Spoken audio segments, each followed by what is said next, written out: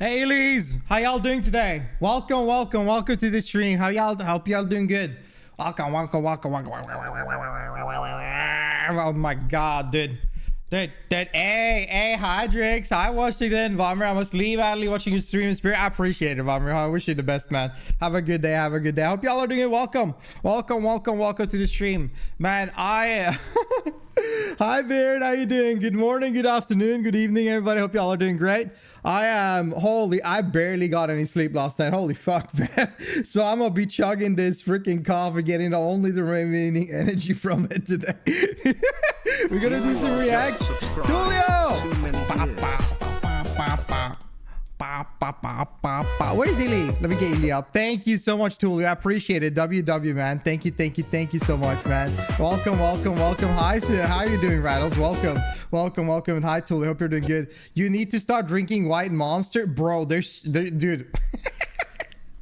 I don't like energy drink, man. I never liked even White Monster, to be honest. I tried it once, it was my thing, but bro, I think it's always funny. I don't know why, it always cracks me up, but every time I see White Monster at the gym, man, it's just fitting the meme so much. There's so many people on TikTok in the workout community that are drinking White Monsters.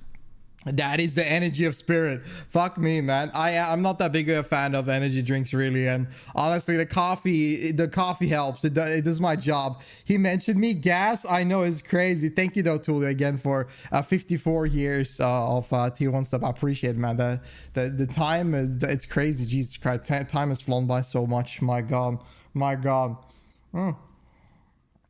But I hope y'all are doing good, dude. We're lucky today. It was actually a little bit sunny today. Like at the moment, the weather, oh lord, it is so dark outside now. There's like winter is coming in, so whenever you wake up, and it's just, you wake up to darkness, and it gets dark really early.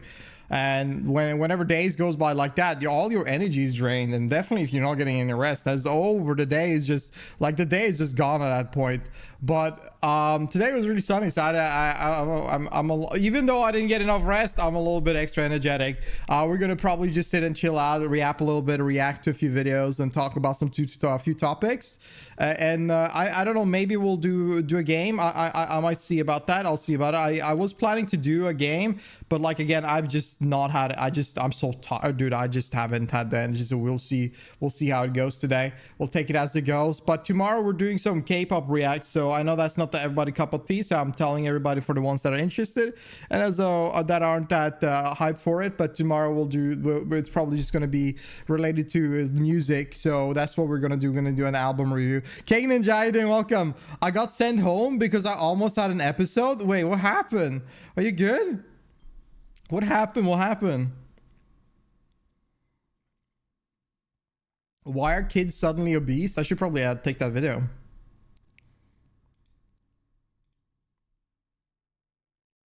Diabetes in a cup. There's quite a few videos there. Hi Kuma. Hi, how you doing, Kuma? Welcome. I'm good. I'm glad to hear that. I'm not sure what happened. Just still my condition that I'm dealing with. Oh no. Well, I hope you're feeling better, Washington. Is the new medicine not helping enough? Is it not helping enough? I hope everything sorts out though. That sucks. And that is the worst thing about, like, I mean, it's so the fact that you don't even know, like, if you're gonna feel well midday, it's the worst. Absolutely worst. I remember when there was a job. Hi Anna. Hi, how you doing, Anna? Welcome. I remember there was like, I worked at an office job once, and their ventilation was really bad.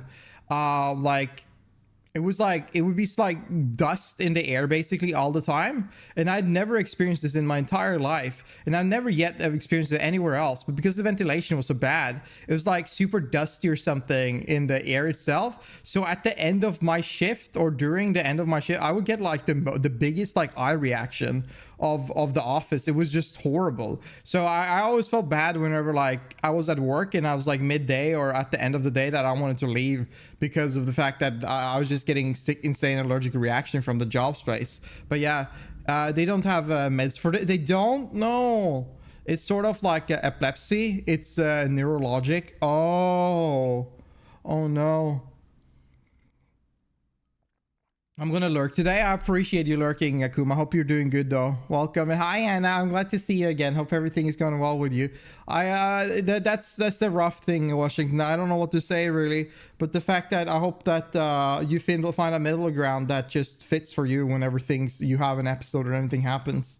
Hopefully your work is not taxing you mentally. I remember when I remember when I had the issues, bro. They were being the leader was kind of like nice, but it was like, you know how like people can behave in one way and then say other things like otherwise, it was essentially that.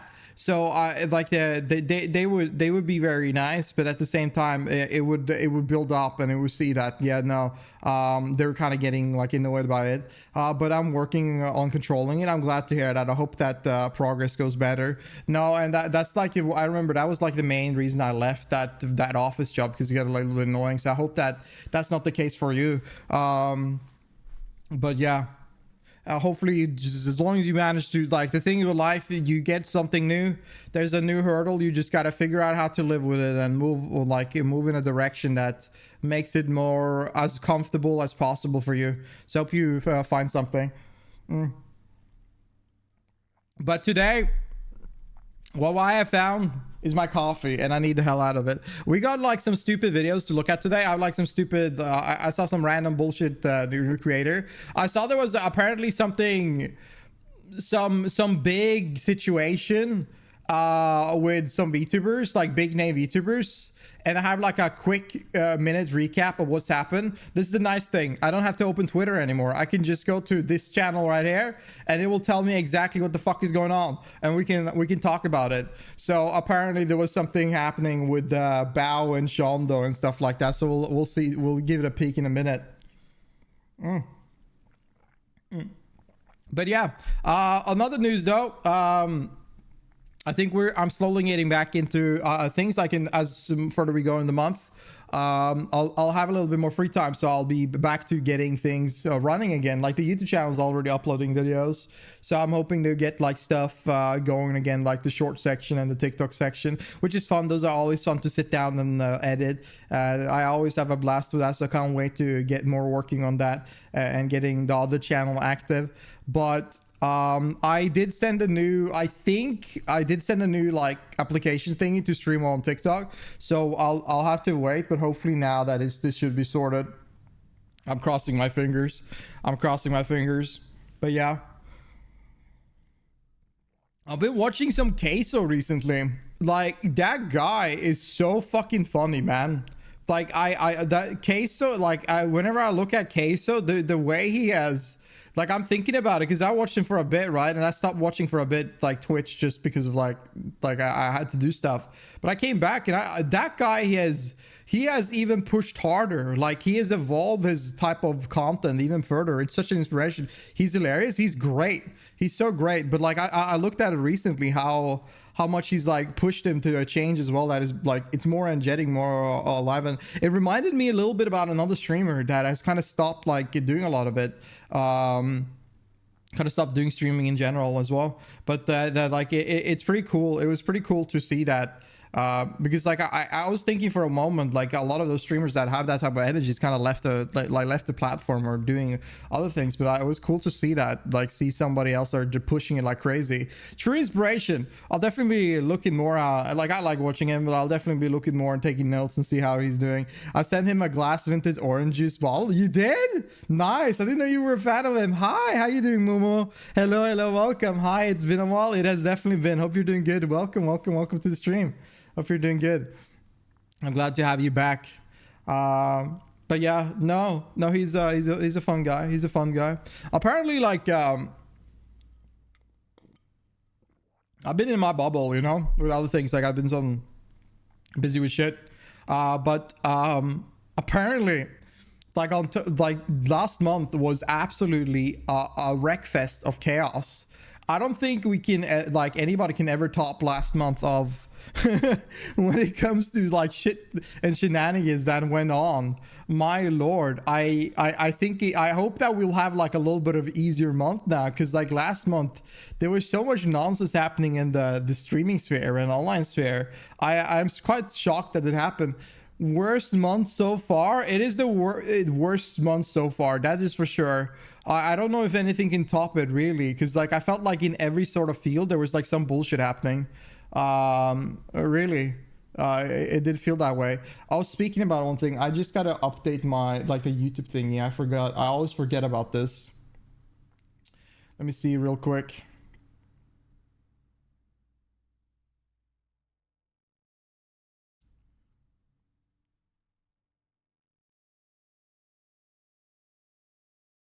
Is this stream fine? Is there any lag or anything like that? I hope there's no like issues.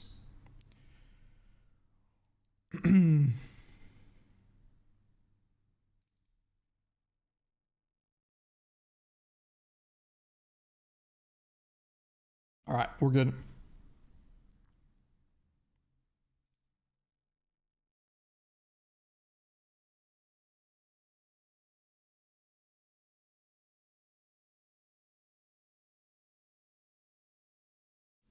I've been well, life be life, a new diet, consoling, getting baby out the lock of the bathroom. Oh my god! But how y'all been? I've been good. I've been good. I'm glad to hear that. Like this year was a lot of life changing stuff as well for me. I was like doing. I went on like a crazy like a new goal in fitness and stuff as well, and a lot of different changes happened. So I can feel you on that. I can feel you on that. But life do be life. I've been busy as hell, but health is good. I'm good. Mind is good. Family is good. There's nothing to complain about then, right? So I have all is great here. I haven't really been able to stream that much this year, unfortunately. But hopefully I'll be able to. I'm trying to be able to do a little bit more because it's always fun to chill out and vibe and hang out here. But I'm glad to see you back up here. I hope everything is going well. It seems that it is, and I'm glad to see that. Hi Sakura, how you doing? Hi. It came from the YouTube. Welcome. I'm so happy to have you here. That's so awesome. I think that's so cool. I think that I've seen a lot of people coming from YouTube recently whenever I've been streaming, and even though like I like I wish I could just like you had a click of a button and you were allowed to show YouTube chat, and I could just combine all streaming platform chat so people could see it everywhere. But yeah, I appreciate you coming by. Welcome. Hope you're doing good, Sakura. Welcome. I think people are just getting their stuff revealed. It just takes time. I think so too. I think a lot of people have like things behind their I want to say cushions. They have a lot of things in their closet, right? A lot of people have like a mess in their closet. People try to be two-faced and kind of show a different type of manner and present themselves in a way, but the reality is that under all the rug, under most things, like they have a lot of things holding off, and things are just imploding. It comes out, and then it just comes out in a big wave, and that's what you see right now. Is that even though I mean, you would look at most of the people, right? You assume that a lot of like. You will look at at least CCs, like you look at these content creators and all of the these people on like online as probably good in many manners. People look up to them, people see things and that. But sometimes you got to realize also people are humans. Sometimes people just look out for themselves, and people do mistakes, and some people have also just done done a lot of mistakes and try to cover it up, and that's just how it is. And yeah, I mean, there's been some more bullshit going on, but you can never really expect what someone will do. So even the people you care most about, like I'm not talking about someone you know, right? And I'm talking about now online, right? Like a content creator now, but like even the kid, like the content creator or individual you care the most about, there might be a moment you suddenly don't even know what the fuck is happening. But this is not exactly what I expected. It is sad. I think it's sad. It is sad to see, because you would like to have that perfect perspective of these individuals and hope that everybody is good. But at the same time, yeah, what the fuck? It just sucks. It just sucks. I heard like a friend of mine like talked about another content creator yesterday. I talked to her and she was like, "Man, I miss this individual. I just wish they weren't that."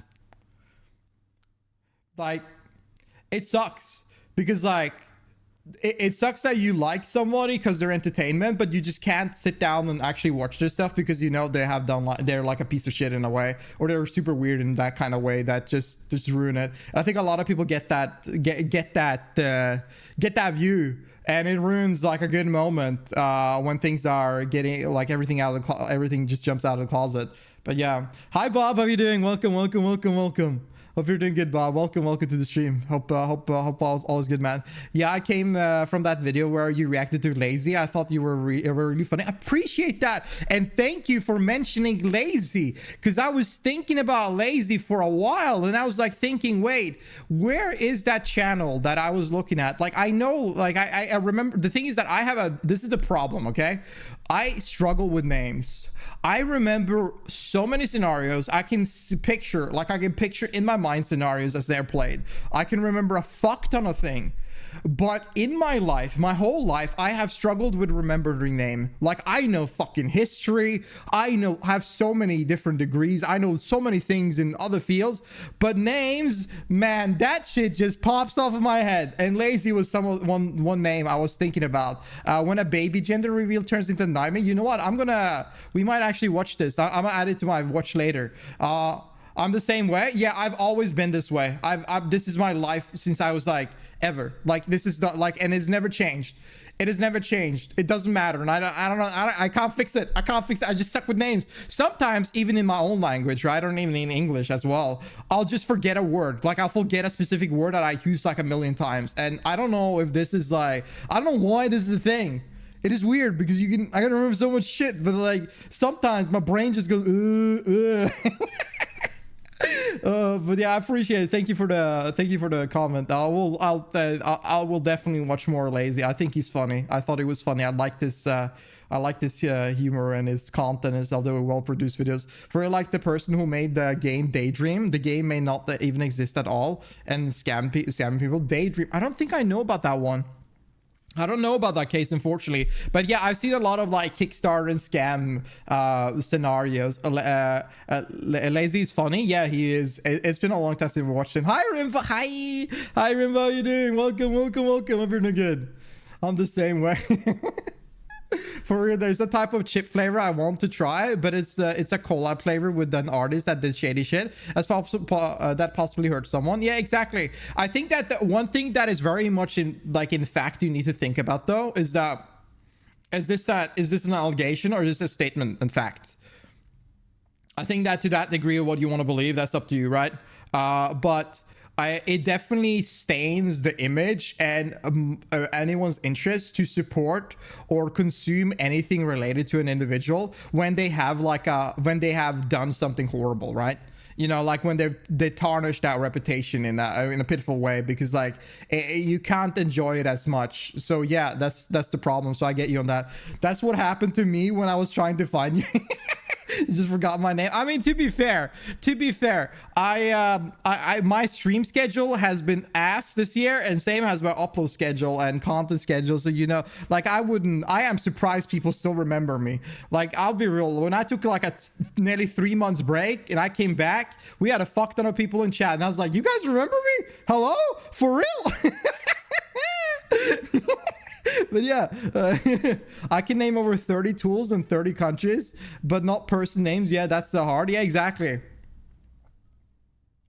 I'm doing well. Hope you're doing well. I'm doing great. I'm just a little bit tired. I didn't sleep that much today, but otherwise I'm doing it fantastic. Hi, girl and Pinky. Hi, how you doing? Hey, welcome to the stream. Welcome. Hope you're doing good.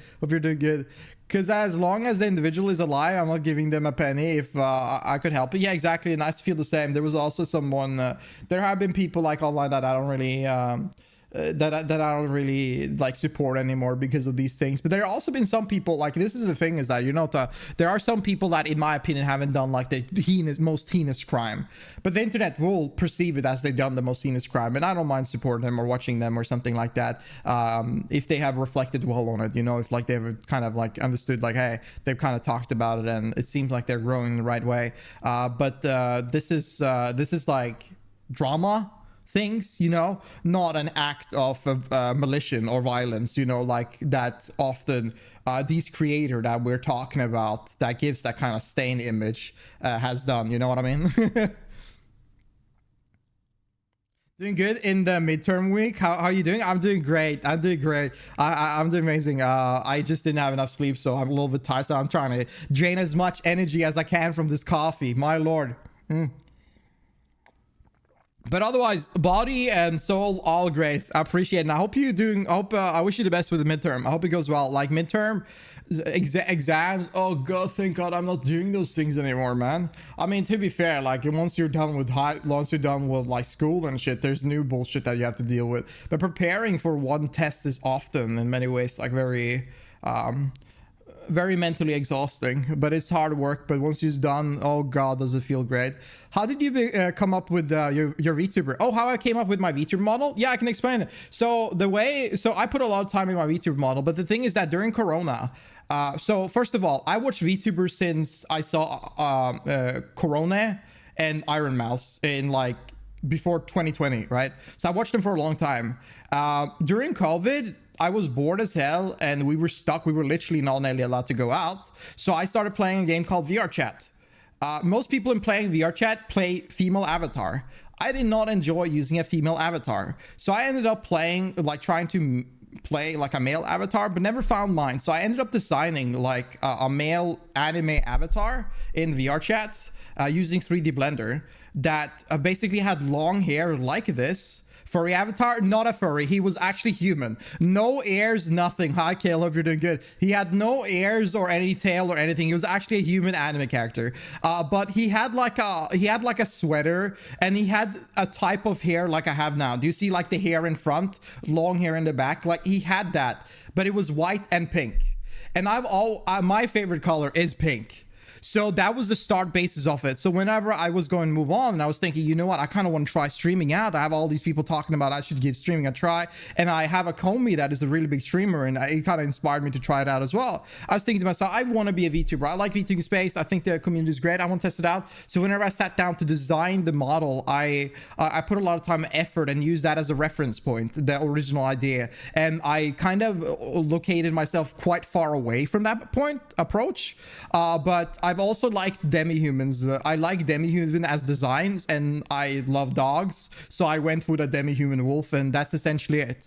Where I came with the lore, it just came within a dream, literally, and I just picked that. But that's really the origin. I spent a lot of time revisioning my model, though. If Tulio is still here, he usually just come in, write a sentence, and just leaves. But he knows that I spent over a month constantly revisioning, thinking, discussing with friends, and having artists double check with me to make sure I'm not I'm thinking straight and looking at things to get where I wanted. So yeah, I didn't really have any character inspiration. I think that the only thing I was inspired about was my jaw. My jawline was the thing that I was thinking the most about, because like jawlines, like this is such a weird topic to talk about, but you know, male VTuber and female VTuber, their models are obviously very different. But like if you go and look at male jawlines and their formality on it, it's very different on how the bend is, how spiky it is in many ways, because it like gives them more of a child manner. Like you look at Shoto has definitely more of a like an oval, you know, like a curve, because he's more like he looked more like a teenager in a way, and other people are more spiky or more robust and stuff like that. And I think one thing the only thing I took really inspiration from was that on other VTuber, and what kind of multiple ones, just to have a reference of idea, because I've never designed a VTuber model, right? I never drawn one. This is my first one, right? Yeah, Denji model could never exactly. Yeah, Denji couldn't. But look at Kenji's actual model, right? Look at his like his face there. Like obviously, the Denji is a different creature.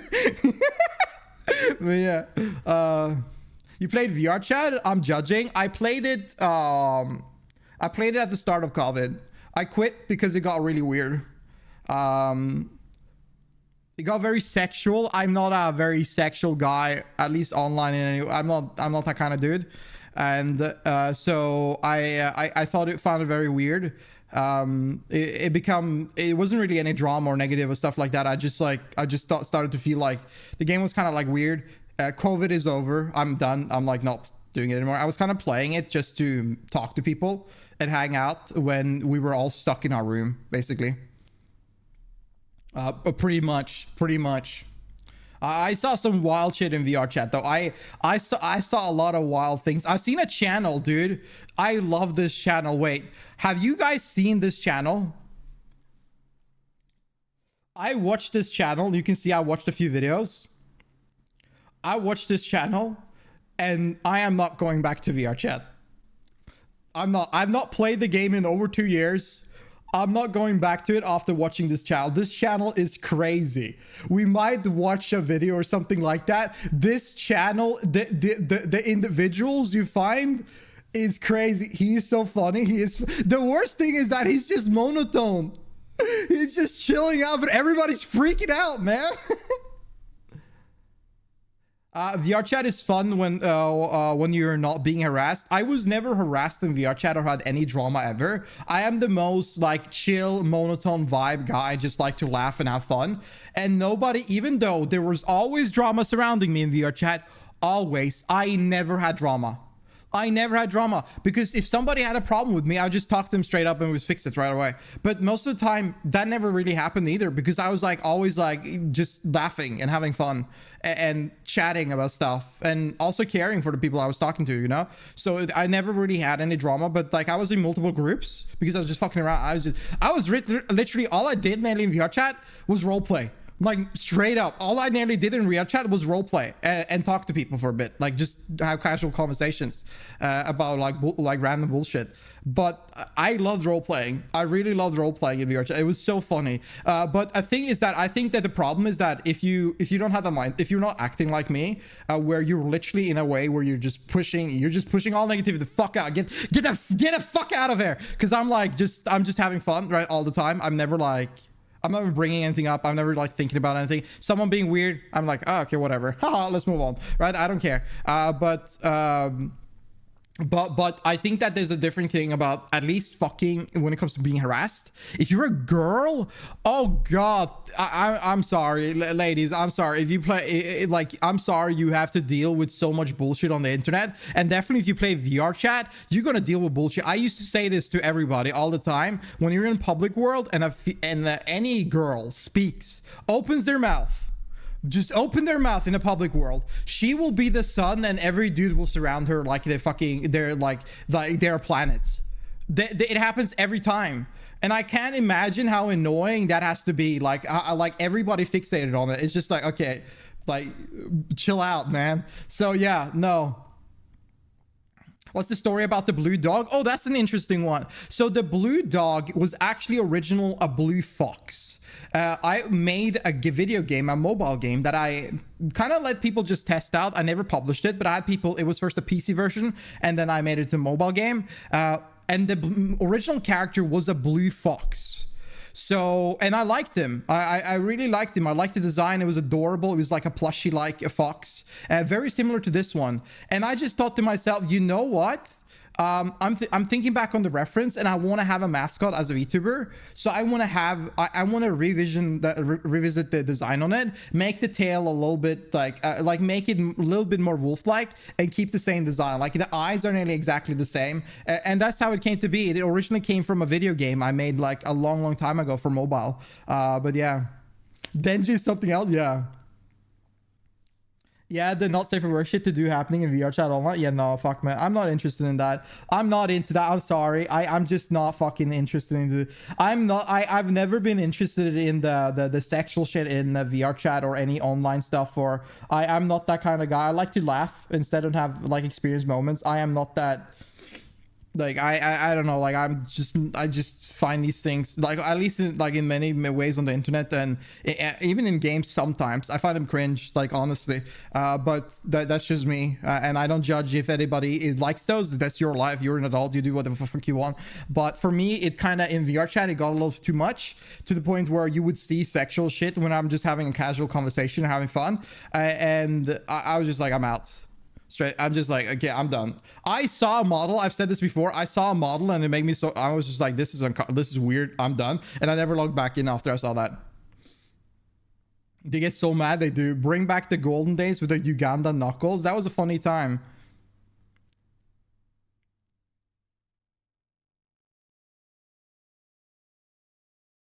I got harassed a lot when I was there, and I was young. I'm sorry to hear that, but no, there are a lot of weirdos out there, so I can see that. VR chat is like dark web for me. Kind of, it's a weird place. It is a weird place.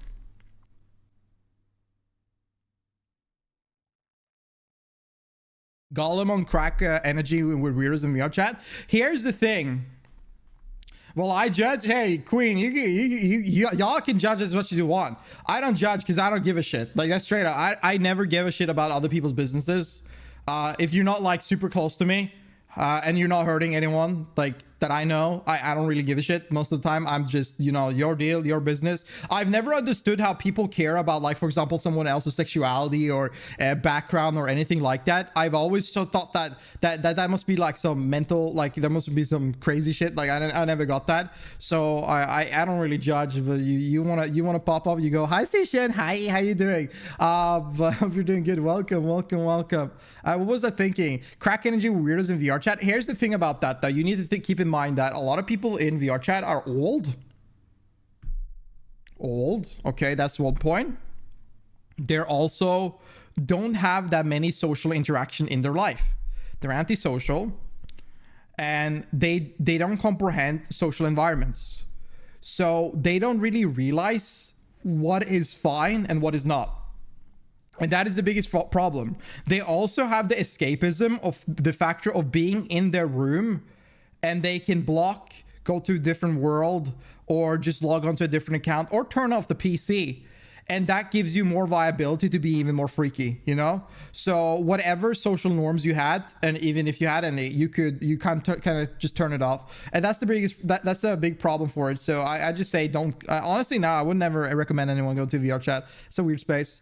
It's your boundaries. Yeah, those avatar with the D attachment are so true. They have some crazy tech with that. Imagine being on a date and all you hear is a weird guy are on the internet or in text. Wait, imagine being on a date and all you hear is how weird guys are on the internet or in a text. I think that being on a date and you're talking to somebody about other guys sounds a little bit weird.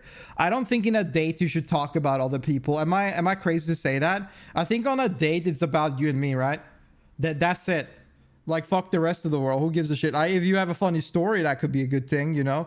But I don't think. I think if I like, let's say if I went on a date and I started talking about like some weird girls, like online or in workspace or something, like in a day, wouldn't that like turn you off? Like, wouldn't that be an odd action to do? Because I think it would. Like, it doesn't make sense.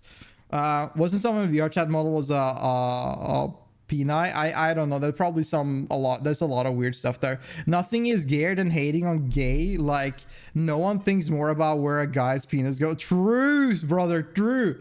No, I never understood why people give a shit about what other men or other women or whatever the hell, whatever people do in their own free time, in their own personal time that just involves them. Or consenting individual. Like, it doesn't make sense. It makes me feel women are really oppressed by weird dude. They are. I think that one thing you need to understand is that I didn't understand it for like everybody. I think it's hard to understand, but being a girl online is you will always be surrounded by weirdos, like, in a way. So you need to like, I know a lot of girls that just don't want to speak in discords or try to jump in online spaces or mention that they're girl, because like it always have a negative effect. It always has. But sometimes you have your groups and you have like people and shit like that, and you have your own thing, and you just vibe and it's a good time. But in some spaces where they're like more shut in, like VR chat and Discord maybe, it's easier to be attached to something stupid.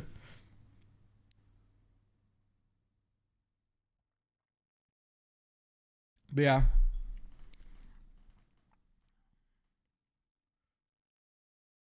So all I gotta say, dude has it easy. At least online, they have it fucking easy.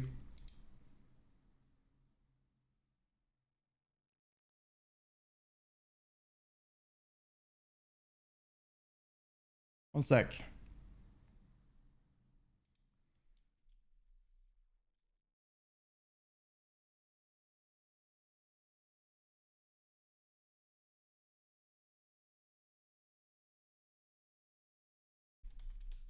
This music is actually good. I appreciate it. This is my Japanese playlist. I put a little bit of effort into this one. Yeah, a girl or being femme presenting always attracts some weirdos from crusty dark Frenches. Yeah, I met a lot of people that tends to pretend to be a guy instead. In spaces, just pretend to be a guy and just keep it like that. Uh, it's running at least.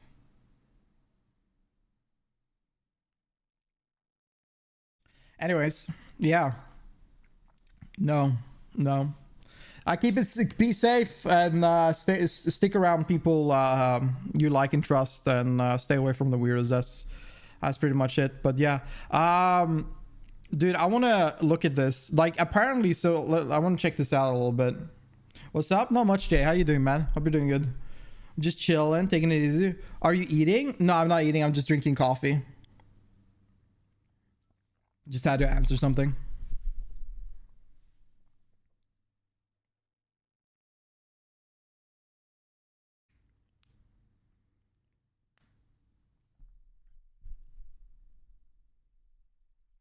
Does it sound like I'm eating?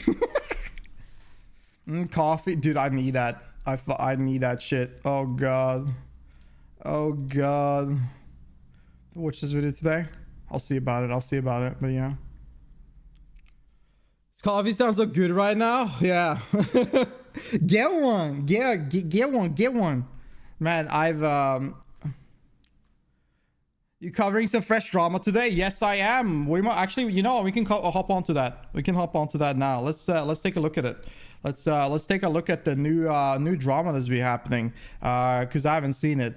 Now, I tend to hold myself away from the space of Twitter now recently, but apparently there has been a new little situation happening between two big content creators in the VTubing space. Bao and Shondo had a little bit of a situation, and we're going to take a quick look at a quick explanation that gives us a rundown on what happened. Let's give it a shot. Let's check it. The context.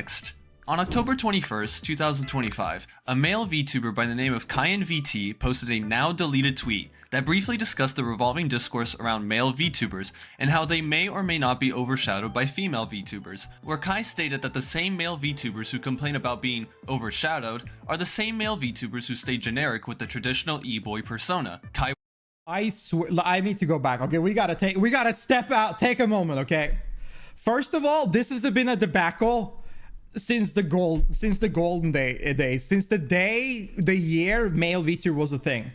This has been a thing that everybody discussed, everybody complained about. There's always these kind of discussion. And this Kyan dude, I've seen him a long time ago. I'm gonna be real, he's kind of right. He in many ways is right. Yes, there is a bigger fandom for female VTubers in the space. There definitely is. There are the VTubing is a community that goes into circulation, and that essentially means that there are lesser people that jump into the communities and consume the content of them. And from the people that are consuming, they usually watch multiple VTubers, and in that margin, they usually watch more female VTubers than male VTuber. Now, why is that? Well, there's many reasons for it. Sometimes the female VTuber are just funny. They have the crazy energy. They're entertaining, and they have their friend groups, right? And most time, male VTubers don't really have that type of energy. There are some VTubers out there that are outsparking the norm, and I think that what they are doing is that they're putting out their own personality most of the time. I think there's nowhere you can complain or blame a single individual outside of your stream in any way for the lack of your involvement on your numbers. Like, you cannot sit there and complain and say that it's harder for me because of this and that. It's harder for you because of you. Now you are at a disadvantage. I will tell you straight up. This is an absolute fact. And this is something you accept as the male VTuber, unless you're ignorant and want to forget about it. It is the hardest thing to grow as a male VTuber. It is. You have less number of fans to begin with to grow into, and you have a harder time reaching out. When I say reaching out, what I'm talking about is the fact that male model, I can't show you my proper facial expression with the model. I can't wave my hands. I can't bring an item to you. Look at Queso as an example. Look how much he's physically moving and doing things. Look at Asmongold, how much he's doing as well that is giving attention. Look at I was going to say Hassan, but that's kind of a hard one. But look at Kai Cenat. They have a big advantage of being an actual dude in front of a camera, because you can do more involvement. That definitely attracts creates better form of content, but also because you're a guy in a streaming space. Now with a face cam, guy dominates overall when it comes to viewership, and that is just a straight up fact. Compared to female streamers, a guy streamer has a bigger ceiling of growth. There are many reasons for that, and I'm not going to jump into why, but in the VTubing space, male VTubers are on the opposite end. They have the least reach of growth, but at the end of the day, what you do as a content creator, what kind of things you put effort into when you click live button, the energy you put out, and the energy and effort you put outside into video making, shorts, and expanding your reach is up to you. Our biggest flaw with a lot of male VTubers, and I'm going straight up, and if you like doing this, that's up to you. But I'm just speaking fact. If you're trying to make a fake deep voice, you're trying to flirt with your fans, and you're trying to be sexual, and at the same time only collab with people and never put actual effort into expanding your reach to be unique, you are gonna be a bland individual in the middle of everything, and you might reach 100 viewers, you might reach 500 viewers, but I do very doubt that in the English space, at least, you will never be able to reach past what, for example, I don't want to bring names, actually. You know what? Past 2,000 viewers. I think you will have a very hard time doing it. You might reach 5. No. There are male VTubers out there, and I like them. Like, listen, I am not shitting on people doing this. I am not shitting on people doing this at all. What you do on your stream and the effort you put out there is up to you, and you should have fun. Like, in the end of the day, you should have fun. If your views are for monetarily reason, that's up to you as well. But you should have fun, and you do what on your stream you're comfortable with and what you have fun with. And if you like being this way, that is up to you. But the reality is, and the straight up fact is that your reach and your opportunities minimize when you follow these norms. I am fucking myself by being a male VTuber.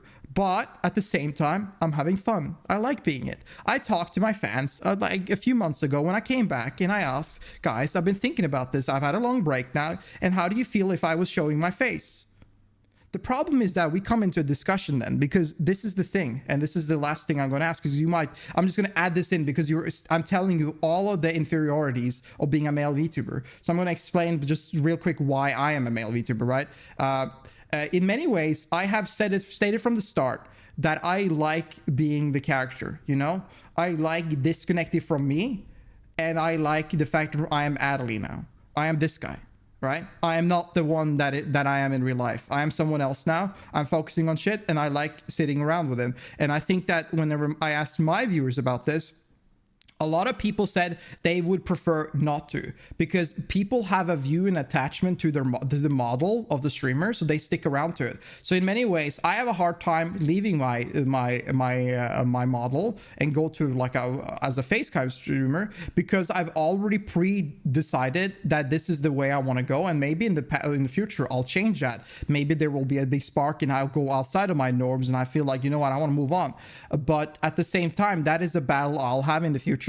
And that is a battle you have to have as a male VTuber in the future. If you wish to show your face, if you wish to show something, or you wish to change the way you do your content. This is all your choices, and these are the manners you choose. Don't let your fans choose everything, obviously, but it's good to also have an idea of what you wish to follow on. I got some opinion on this, especially with going into that scene myself. Yeah, you will meet barriers to entry in many ways. You will. And I wish you the best on that. And the thing is that there are many complexities in a VTubing space, but you will, if you wish to stay away from the norms of male VTubers, you can do that, and you will achieve higher success. You will have a harder time reaching it going in. You will. It will be a harder time.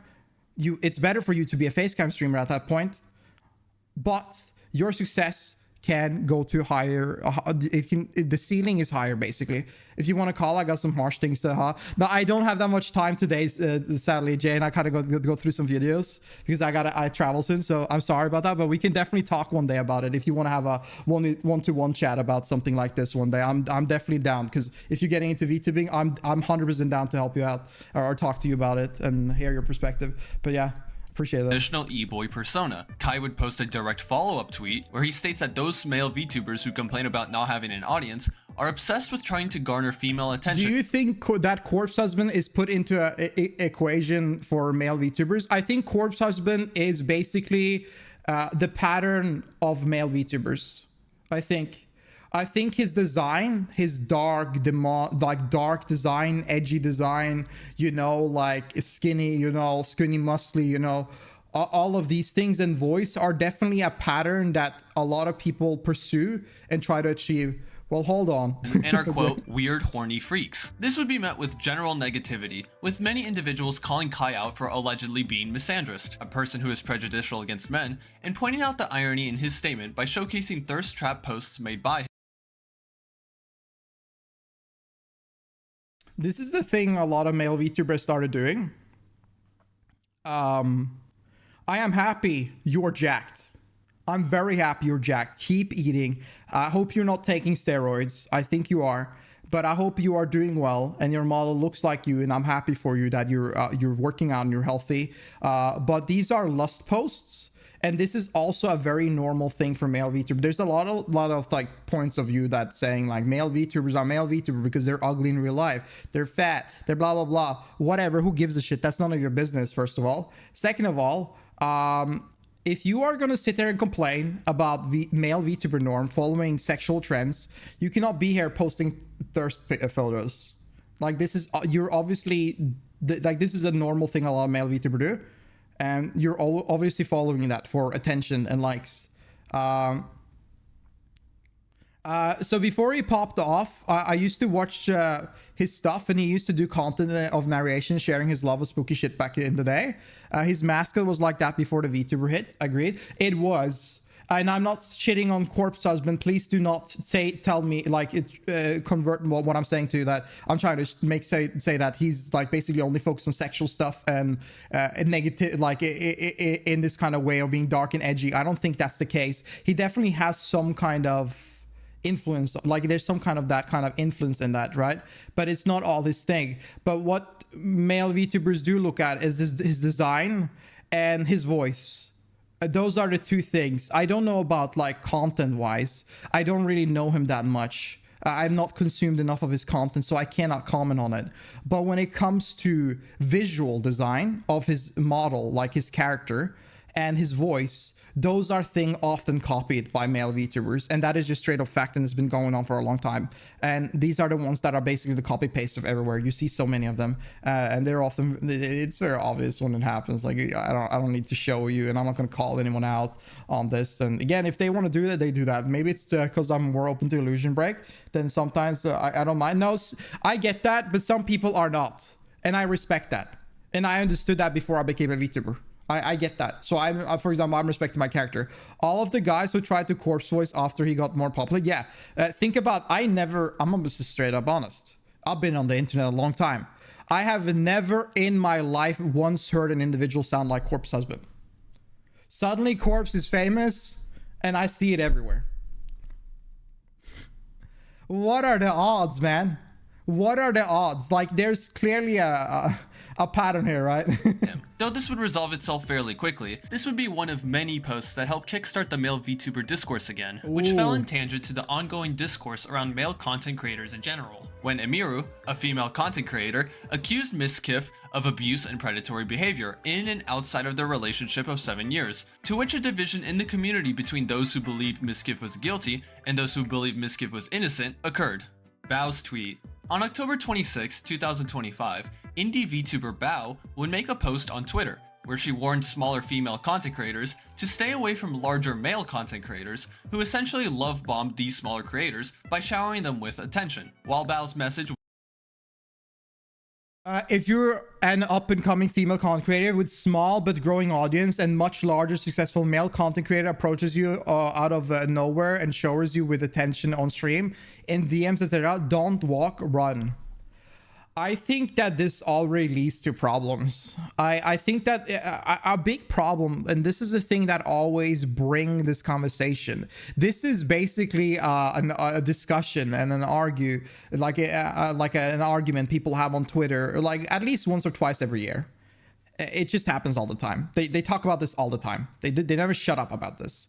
And the point is, the problem is that there have been some problem boys in the male VTubing space that have used their attention and clout to get, for example, services or more attention from female creator or smaller creator. They have blackmailed them.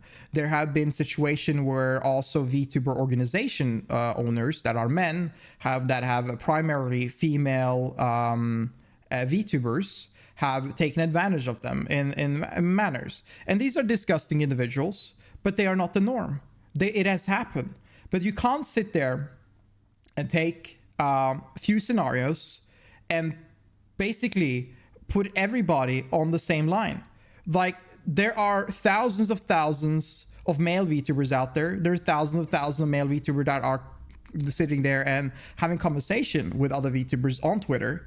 But we have like 5 scenarios in total of men doing it, or maybe a little few more. And I think that the problem when you state something like this is that you are removing the opportunities for a male VTuber to even have someone to collab with, contact with, connect with. And when I say connect, I'm talking about in the space of content creation, because there's a lot of questions to be asked. There's a lot of information to be known whenever you get into a space of entertainment. And having a reach and having the possibility to speak to someone that has also are either in the same boat or have more experience or anyway, it is a great thing. And also having the possibility to do collabs with more people is a great thing. So whenever you state these things, it makes it harder for all male VTubers, literally all of them, to have a chance to work with someone. Sometimes for people, talking to a bigger creator is harder. So you have to be the bigger creator. A lot of people in this space have social anxiety. A lot of them in the space don't have that many social experiences in their life, so they don't know how to approach. They're scared to approach someone larger than them many times. So sometimes they might go for an approach someone smaller. And this is this statement. I'm just saying, like, this statement here is repeated every year. It is repeated every year, and it is sad to see that Bao is pushing it. Now I understand her point, and I understand she just wished to protect women out there. Like, everybody, like what the Miskiff and Emery think is disgusting. It's sad as fuck. And everybody's pissed. I was pissed the fuck out of it. Like, it is insane. Like, when I heard it, I lost my mind, right? Everybody would. And the same is with any scenario that you heard in the past around male VTuber. They lose their mind. Why do they lose their mind? Think about it. Because it's not normal. People don't behave that way. Now, some people out there are just weird and assholes. They are there, and the internet is filled with many people out there. And you should be extra safe with what you do. You should contemplate your actions. You should take a look at things and look at surrounding and recognize what is going on in some place. But you should not sit there and write a blank check on everybody. You know what I mean? The tweet would have been better if it was pitched to keep your guard up. I think they should have changed just a little bit. They're targeting specifics there, you know? And that's the thing. Fred's trying to poison the berry punch of the VTubing community. It's supposed to share, not tainted. Exactly. And I think the biggest problem with this is that, again, I'm saying that the VTubing community is a circulation of people, right? And whenever a big creator basically tarnishes that crowd, it has more irreparable damage than she could ever envision. And I know she's trying to do good. And I'm not going to blame Bao for it. I'm going to be mad at Bao for it. But at the same time, I hope this causes problem. At least now I understand why Miz killed Emmy so many times in OnlyFans. Yeah, true. While Bao's message was generally taken as a valid, positive take in her replies, a fair amount of individuals found that her emphasis on the genders was a highly questionable and misandrous move, as the message comes off as generalizing male content creators in a negative way. True. This would cause a pretty big Twitter war, with those against Bao emphasizing that Bao should have made her message neutral by not emphasizing genders, and those supporting Bao stating that those who have an issue with Bao's message may be a part of the problem itself. That is such a dog shit argument. I don't support sexism. I don't support generalizing. So you must be a problem. You must be part of the problem. That is not really an argument, and people use that on the internet way too often. And it is sad because you can't have a discussion And you can't protect people if we're gonna generalize and put a statement and keep it as facts for the rest of everything. You know what I mean? Like, what the fuck is this, man? We're not gonna get anywhere with this shit. All this is gonna create is more problems. This would have been a smaller controversy in general. However, Bao would make a brief statement on Twitch regarding the drama, where she essentially doubled down on her statement and called out those who had an issue with her message and called her a misandrist. This would be met with outlash from a decent portion of the VTubing community, with many being disappointed that Bao doubled down rather than apologizing for. You can have a conversation whenever people care more about your words rather than intention behind them. You are so right. You're so right. Whatever you write does not matter. Like, whatever you write matters, but your intention does not. Very true. Like, it's and I can understand in many ways that it's hard to get vibes, get what's going on behind the words because you're reading just text, right? But at the same time, nobody reflects on any statement or words. It's a shame. Or even correcting her message to avoid generalization, and is choosing to deflect instead of taking accountability. True. One specific individual, Zelius, made a short video on Twitter where they even pointed out a message on Bao's Discord server where she designates Cinder's community as the ones speaking out against her. Shando's tweet. During the backlash of Bao's statement on Twitch, an individual by the name of Flocky VT would make a post calling out Bao, stating that, as a result of Bao's alleged honey traps, a manipulation technique that uses romantic or sexual relationships to obtain information or resources, Bao was able to stay successful as a VTuber, despite controversies in the past. A VTuber by the name of Shando would, in turn, call Flocky a groomer. This would spark massive controversy against Shando, as many believe that not only was this groomer claim unwarranted, but it was also ironic given that Shando was constantly accused of being a groomer herself in the past. Many would call her out for this reply, to which she would post an apology on October 30th, claiming that her statement was, quote, British humor, and that while she was numb to internet hate, she didn't realize that many others, quote, haven't really reached that point yet. This is the thing, is that just calling someone a groomer is fucked up. Like, it is. And I think I agree with her. It is kind of British humor in some way. I can see where she's coming from. But at the same time, Shonda's been long enough that she knows that this is a space of international, like it's an international space. People will take it completely different and it will cause way more problems than having a laugh, you know? Oh my lord. She would apologize for fanning the flames and reiterates that she isn't a misandrist. The response was generally negative, as the idea of calling someone a groomer being British humor didn't really sit well with Sorry, I'm English! That's what I'm going to use when I can cancel that. people. It would also turn out that Shonda would dig a deeper hole for herself, as she would reply to a comment where she apologized for, quote, saying the quiet part out loud, implying that she still stood by her original groomer comment and was in fact doubling down, to which many more individuals called her out on. As of this video, Shondo's statements have been deleted, with screenshots acting as an archive of these statements. Flocky would also mention how Shondo... I can also see, by the way, deleting tweet doesn't mean like... I think that sometimes you just delete tweets or do shit just to not deal with it. Alright? But at the same time, you kind of started this shit, so it's kind of annoying, but... sometimes you just don't want to deal with this bullshit and just move on, right? And other people don't want to move on, so you just have to, yeah, I just gotta shut this down. Was apologizing to her fans rather than Flocky himself, as he would point out how one of Shondo's replies implies that her apology wasn't warranted, and mentioned how Shondo deleting tweets usually makes it worse. It makes it worse momentarily. It does. It makes it worse momentarily, but once things settle, it's over. It usually is. Like, people won't go back and spark into it. Never reached out privately for any attempt at a direct apology.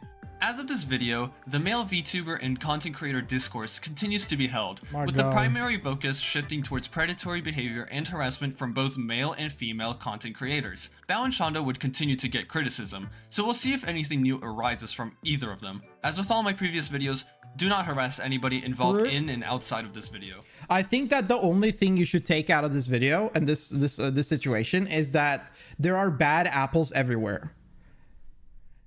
And even though somebody's big, somebody's small, somebody will always try to like create or push people away. And that's just a fact from this.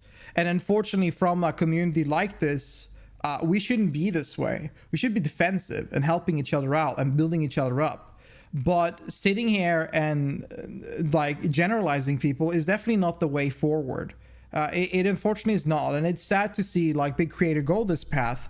But at the same time, there will always be bad apples, there will always be bad scenarios, and there will always be misunderstanding. Like, not all jokes is universally funny, and doubling down doesn't help the situation. It definitely does not. Definitely does not. I just wish he did. Like, I just wish he didn't make the joke. Like, it is Sean tends to go pop off a little bit too hard, but yeah.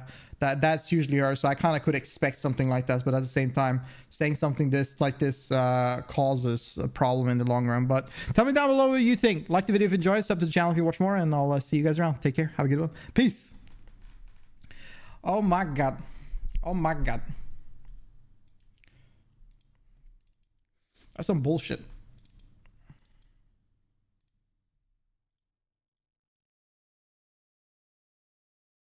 Clappy. Clappy.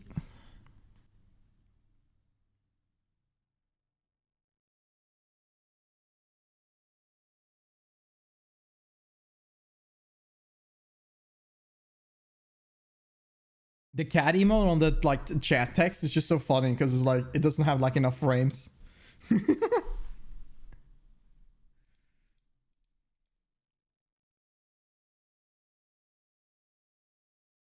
That's a cute emote. Is that Alana? That is Alana, nice. See, that's crazy, man. Also, hi, Abe. Hope you're doing good. Oh, sorry. Welcome, welcome.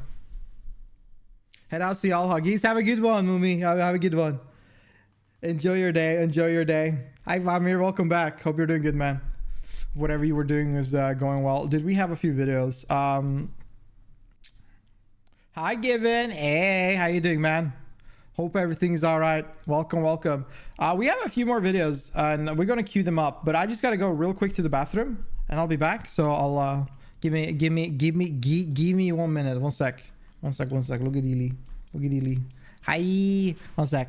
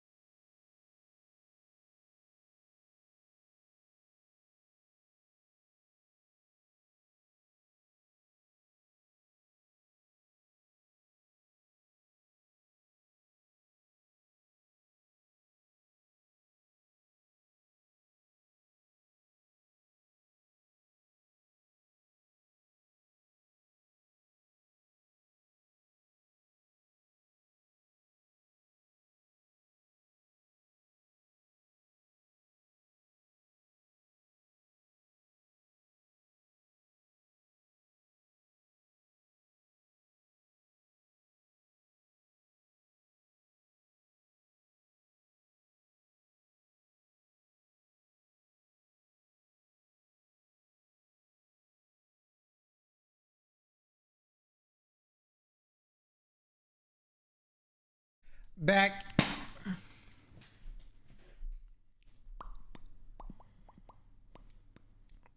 Well, that is gone. Did y'all watch Chainsaw Man? I haven't. Isn't there a new movie out?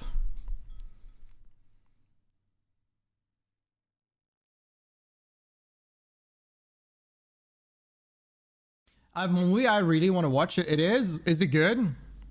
A movie I really want to watch was the Demon Slayer one. I barely watched anime this year at all. It was fun. Oh, you liked it? You liked it? I should watch it. It was decent. Is it rated well? Are they doing a new season of Demon Slayer, or are they just ignoring it? Like, I feel like Demon Slayer has been on the back burner for so long. Like, season 1 came out so long ago. How many freaking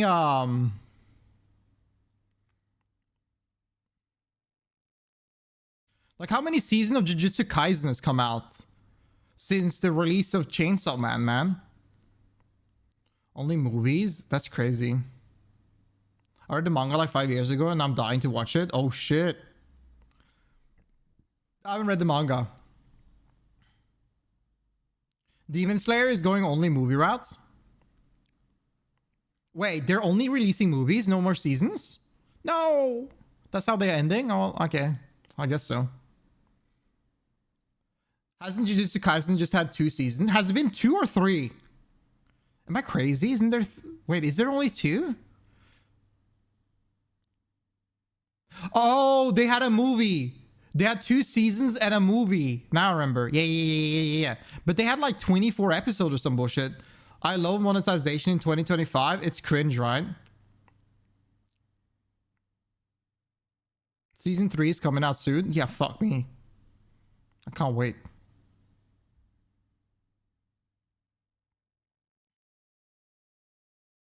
Here's a big hack. You can watch on YouTube with ad blocker. Or download Brave browser or something like that and just go crazy with ad blocker. I got spoiled by Jujutsu Kaisen so bad. That sucks. That sucks.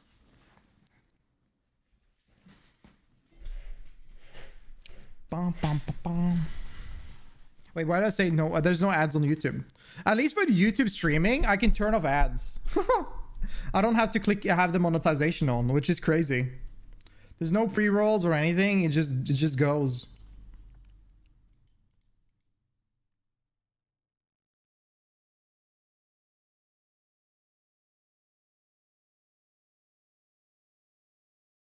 All right.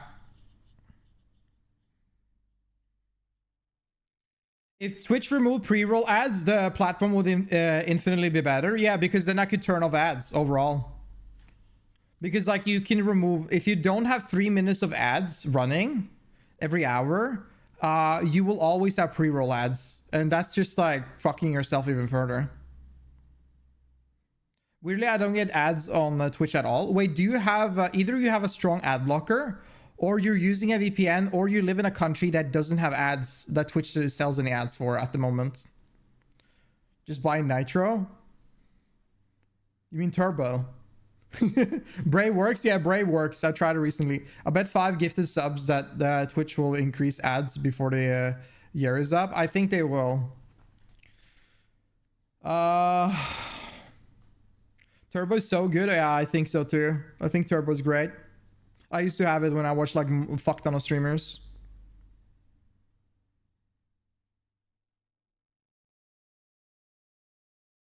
I think that if they increase ad time, a requirement from pre-roll ads, I'm just going to turn off ads and people are going to have pre-rolls.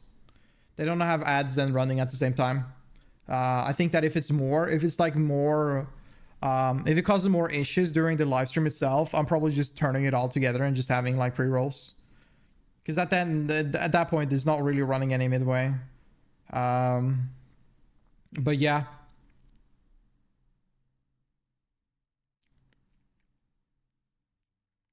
I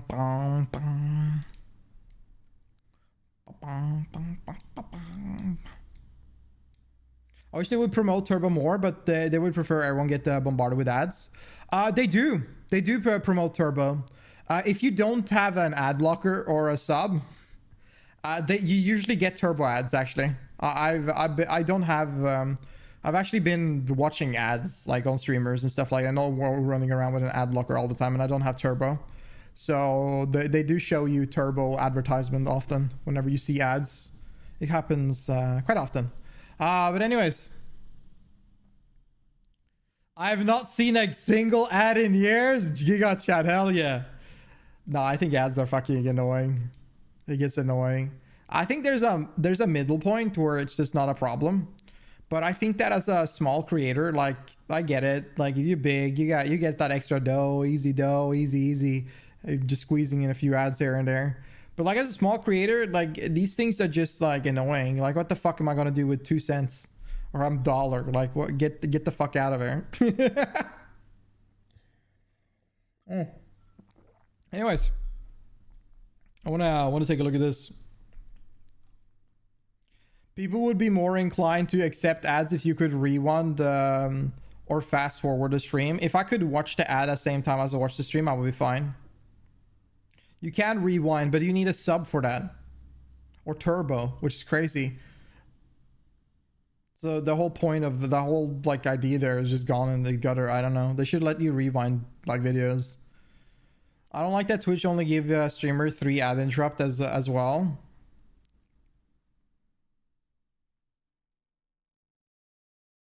Yeah, you can only push it like 3 times.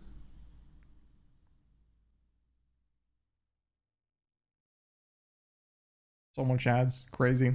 Anyways.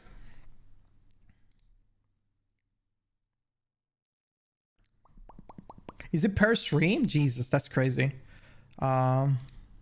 Now, Gen Z, they are sure living an interesting life. Definitely with the social media and all the norms going around. Why Gen Z lives in pure luxury poverty. Now we're going to take a look at this video. This seems like a fun little thing to talk about. Let's check it out. This graph right here is all you need to look at to understand why Gen Z is living in luxury poverty. Why the limited edition Dubai chocolate Moonbeam ice cream Labubu flavored crumble cookie with matcha meme exists. And why Gen Z isn't growing up the way they should be. Bro, I bought I told, like, before I went on a vacation, I told everybody I'm going to try Dubai chocolate because we had like a convo about that. So I tried one not too long ago. That shit was like 14 euros. And it was like a small little bar. And it tasted like a basic Kindred chocolate. 14 euros for a small bar and nothing special at all. Now that is what I call a scam. And I think you have a lot of these popular products that Gen Z and other generation, younger generation, are attracted to because of social media hype and norms. The graph I was referring to was the change in cost of various products and programs since 2000. But what do I mean when I say luxury poverty anyways? Well, the way I would define luxury poverty is a state in which someone has the buying power to splurge on meaningless consumerism without ever having enough money accumulated to make important life-changing purchases. And by the way, I didn't create this phrase. The first I heard of it was on an art chat video. Now that we've got that out of the way, let's dive into what's happened over these past few decades that's fueling the purchase of $8 matchas over Mainers. Jesus. There are 3 industries we need to observe, starting from the 1970s in order to understand this shift. Housing, college, and consumer goods. In the 1970s, after World War II, housing construction boomed, with over 1.6 million total units under construction just before 1974. When materials no longer needed to be diverted to the war effort and birth rates were spiking, the huge demand for family homes put builders to work.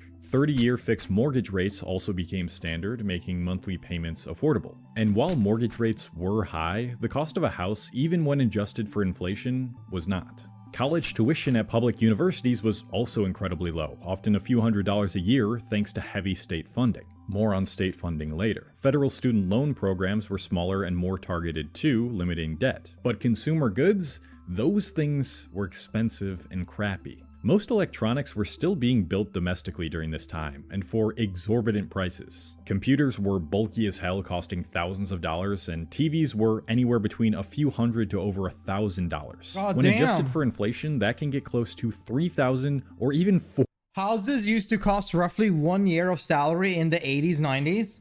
Isn't it crazy how things have shifted? How many years does somebody have to work to buy a house now? Like, it is nuts. They need to take up a loan, a mortgage. Like, they have to sit there and work on that shit for 20 years, man, just to pay it off. It is actually insane how the market has been filled with so many more products, but at the same time, the price has gone up that crazy. Remember when house used to cost 100K? I didn't live it back then, but if they costed 100K now, I think a lot of more people would be happy. Because fuck me, this is crazy. 4,000. It is rough out there. There's no wonder people give up. It's no wonder people are wasting money on random bullshit or not working. Like, that's the view of Gen Z. Like, what are they gonna do? Like, accumulating the kind of wealth to buy a house now is just so hard. So they just give up halfway. In short, housing and college cheap, consumer goods, expensive. When we move on to the 1980s, however, this is where you're going to start to see these trends move in the opposite direction. But first, I want to talk about something that may genuinely increase your purchasing power, which is today's sponsor, Triple Ten. The job market feels absolutely cooked right now. Never heard about all this this one. talk about AI replacing jobs and the insane predictions about how many future jobs don't even exist yet can make you think, why even try? This is where Triple Ten comes in. It's a platform for online education that offers flexible, beginner-friendly boot camps. What makes Triple Ten especially relevant right now is that they $173 a month. Bro, if I'm poor, how am I gonna buy this? Like, what? They actually teach you how to work with relevant AI tools rather than be replaced by them. Their programs are built to make you competitive in today's job markets, not the one from 5 years ago. I think that is actually a good thing. Like, in a way, like, this is something a lot of people need to learn, because the thing is that the things are shifting now in the job market in every industry. And AI is such a prominent tool that people need to learn and get used to. As much as people hate AI in every way, you need to learn how to use AI, and people that know how to use it are gonna be hired, and people that don't are gonna be ignored. And that's just the fact of how things are moving and the way things are heading now. So yeah, it is important to learn, but most of these things it's not that hard to learn. Like AI is, I think there's probably, like, nowadays there's so much resources and information out there. I'm not trying to shit on the product. I bet you get what you want. And you can, like it says, book a call, so you probably can talk to someone. But I bet that there's enough YouTube videos out there or generally forums or Reddits that can teach you everything you need to know. And even if you're not sure that coding is for you, they also offer other career tracks like UI, UX design, where you don't need to code at all. 82% of their grads get hired within 6 months, which is crazy. And if it takes more than 10 months after completing your program to get the job you signed up for, they will give you 100% of your money back. Yeah. With a median salary of $70,000, it seems like a no-brainer to go through one of their programs if you've been struggling to secure a stable job. So if you want to finally land a job that lasts, you can learn a new job starting at $200 a month on Triple Ten. Click the link in the description or scan the QR code that you see on screen right now to get a free career consultation and find out which job is best for you. The 1980s was the first recent-ish decade where things started to become unstable. Regarding housing, urban land use restrictions began tightening further, with zoning laws being enforced in residential areas, making it harder to build. Inflation was also a huge problem during this time, triggering what some refer to as the forgotten recession that irrevocably damaged the American economy. The Consumer Price Index, the measure of inflation most cited in popular discourse, reached an absurdly high growth rate of almost 15% in 1980. So what did Paul Volcker, the chair of the Federal Reserve, do? The same thing we do now when inflation gets too high. He hiked interest rates. By increasing interest rates, mortgages, car loans, and business loans all go up. When those go up, it encourages consumers to save and spend less. When fewer people and businesses are buying goods and services, companies have less ability to raise prices, and therefore, price growth slows. The problem is, this isn't a consequence-free solution. It usually sparks recession and unemployment, putting most of the hurt onto everyday workers. And this happened significantly starting in the 1980s.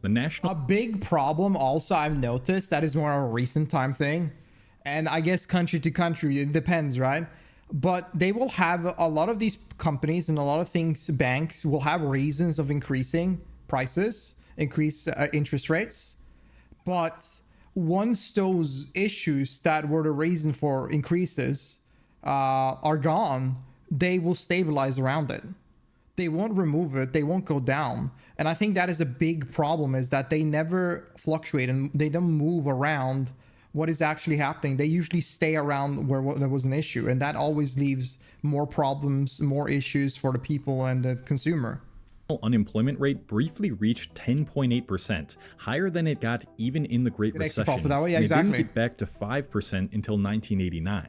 It was even worse for minorities. The early 1980s recession also coincides with what is quoted in the article as a remarkable inflection point in the American economy. You see, in the years leading up to the 1970s, the job market was generally tight, and periods of full employment were common. But after the Volcker-era recession, the kind of labor environment where job openings exceeded available workers, forcing employers to raise wages and improve working conditions, became rare. Union membership had already dipped by about 5 percentage points between 1960 and 1980, but the downturn accelerated the decline, wiping out another 10 points between 1980 and the mid-1990s. But most notably, the Volcker recession aligns almost perfectly with when wealth inequality started to rise sharply. This was the period when the wealthiest 1%, and especially those at the very top of that group, began claiming a far greater share of the nation's income. Around the same time, hourly wages stopped keeping pace with productivity gains, and income growth for families in the bottom 80% of the population slowed to a crawl. Yes, these types of massive recessions were much less common before this guy became head of the Federal Reserve, so if you're wondering why things feel unnecessarily unstable all the time now, or why the wealth inequality gap continues to grow, you can at least partially look at this guy. Of course, this meant that college was affected too. States started cutting higher education funding during recessions, shifting costs to students. The Reagan administration also reduced certain federal grants, like Pell Grants, in real terms. Not to worry though, because this is when consumer goods started to become affordable. Oh. Yeah! Thanks to deregulation, manufacturing of electronics spread overseas, with Japan, Taiwan, and South Korea becoming powerhouses for Good common times. useful household items. As a result, TV prices remember saw a these 5 TVs? to 6% drop per year, and Commodore, a popular computer company in the 80s, slashed the prices of their home computers from $499 to as low as $199 around 1983. Oh my And the God. wide accessibility of home computers was about to change the future of jobs and consumerism forever. The 1990s was a technology boom. Tech hubs in urban areas such as Silicon Valley, Seattle, and Boston's Route 128 corridor became magnets for startups and venture capital. But I the wonder how like it was like really, because like you had barely any, and then suddenly it's everywhere. Like this spark of technology just influencing like the community, the world, must have been insane. Like there must have been so much confusion at the beginning. Holy. demand and urban job growth couldn't keep up with supply. If Yeah. you wanted to be a part of these growing industries, you had to either pay a premium or get stuck in Dot-com suburban bubble. sprawl and deal with a 1-hour commute to work. As for college, the 1992 reauthorization of the Higher Education Act introduced unsubsidized Stafford loans, available regardless of financial need, and relaxed borrowing limits, expanding access dramatically. This led to an increase in the share of undergrads borrowing Stafford loans, from about 19% in 1992 to 93 to roughly 25% by 1995 to 96. And as a consequence, this is when tuition costs really started to skyrocket. At public four-year institutions, tuition alone increased from around $1,780 in 1989 to about $3,349 in 1999 to 2000, an annual growth rate of approximately 6.5%. Total cost of attendance at public four-year schools jumped about 66%, from $4,975 to $8,274 over the decade. If students could simply borrow more, universities had little incentive to keep costs in line with inflation. And behind the scenes, administrative staffing also ballooned, adding layers of student services, marketing departments, and compliance offices, costs that were ultimately passed on to students. Tuition rose at more than double the rate of inflation for much of the decade, and this new culture of borrowing meant students often didn't feel the pain until years after graduation, when loan repayments came due. This is a culture that still persists today, of course, which is why all these statistics are relevant, but consumer goods went down again. Yes! Once the economic reforms in China took hold fully during the 1990s, foreign firms began relocating production to China, ramping up production while reducing costs. But wait, Cole, why are we only talking about TVs and computers? That's not all that Gen Z is buying in order to be in luxury poverty. Well, you're right, but it's these pieces of technology that change the way consumers buy goods. This is the beginning of the end. The ease of access. Everything is streamlined. I get why he's starting with this. That's the thing. While also taking away a lot of jobs from the middle and the low class. It did. I mean, we have a new one right now, right? It's starting now to, the AI is the next step, right? The AI, like, technology has only been, like, the more we advance, the less opportunities an individual has in a field. There will be less workforce because this product, this computer, this device will assist us to increase productivity and replace maybe 10 people. like matcha and labubus, and what the culture centered around forever. By the time the 2000s rolled around, the high cost of housing, tuition, and debt was solidifying its place in America for good. And just in time for one of the worst recessions in history, the 2008 housing bubble. After the dot-com crash and 9/11, the Federal Reserve cut interest rates to historic lows, from 6.5% in 2000 to 1% by 2003. This made borrowing incredibly cheap, encouraging people to take on bigger mortgages and pushing home prices higher. Basically, a lot of people who shouldn't have been allowed mortgages got mortgages they couldn't pay back, and everyone invested in this scheme was doing something shady, which caused the bubble to burst and a bunch of people to go bankrupt. Go watch The Big Short if you want a better explanation. All you need to know is that it was the worst economic downturn since the 1930s, and as a result, housing development dramatically plummeted, making it even more unaffordable. And you already know what was going on in college by now. College tuition outpaced inflation every year, and student debt doubled from 2000 to 2010. At the same time, a lot of Bro, look at that. And this is student debt. Bro, look at that change, man. This is what destroyed Gen X and millennials. No wonder, like, Gen Z is just giving up, man. Like, it costs too much. It's just too hard to get there. For-profit colleges were expanding aggressively, another notable trend that signaled the new culture of college. But flat-screen TVs became mainstream. Let's go! China joined the World Trade Organization in 2001, exploding globalization, slashing manufacturing costs, and paving the way for random cheap products nobody needs. Love it. Now let's lump the 2010s and 2020s together to speed up the main point, because by now in the video, you kind of get a gist of where this is going. After 2008, housing construction lagged badly. Developers were cautious, zoning was still restrictive, and demand was picking up, driving up prices. Big investors, both in the 2010s and up to present-day 2020s, began buying single-family homes to rent, and more unaffordable luxury apartments were being built, pushing prices up even further. State funding for college hit multi-decade lows, student debt kept getting worse, but now we have unlimited access to any single product we could ever want with 2-day shipping. Yay! Do you get it now? Do you understand why Gen Z is living in luxury poverty? It's not like all of Gen Z is out of a job. Yes, they're dealing with one of the worst job markets that seems to be getting worse the more we understand it. Before, it was a question on why should I be hired by you? Now the question is, why should we hire you? And I think that is the biggest change in the job market itself, is the factor of getting a job is near to impossible. The recruiters are way too picky with what they go for, because they don't have that many jobs to fill. And also, there are too many people that need jobs. There's too many people that need work. And then you sit here with a scenario where there's nobody that's getting a job nearly. Prices are crazy high, and you can use money pretty quickly. You don't have to go to the outside now and go to the store. You can click one button on your device at home and spend money. Why would you hire me has never been a statement in my life. Yeah, I mean, you're a Gen Z, so we haven't experienced this, right? But like before, like if you talk to maybe older millennials or older generations, that was the question.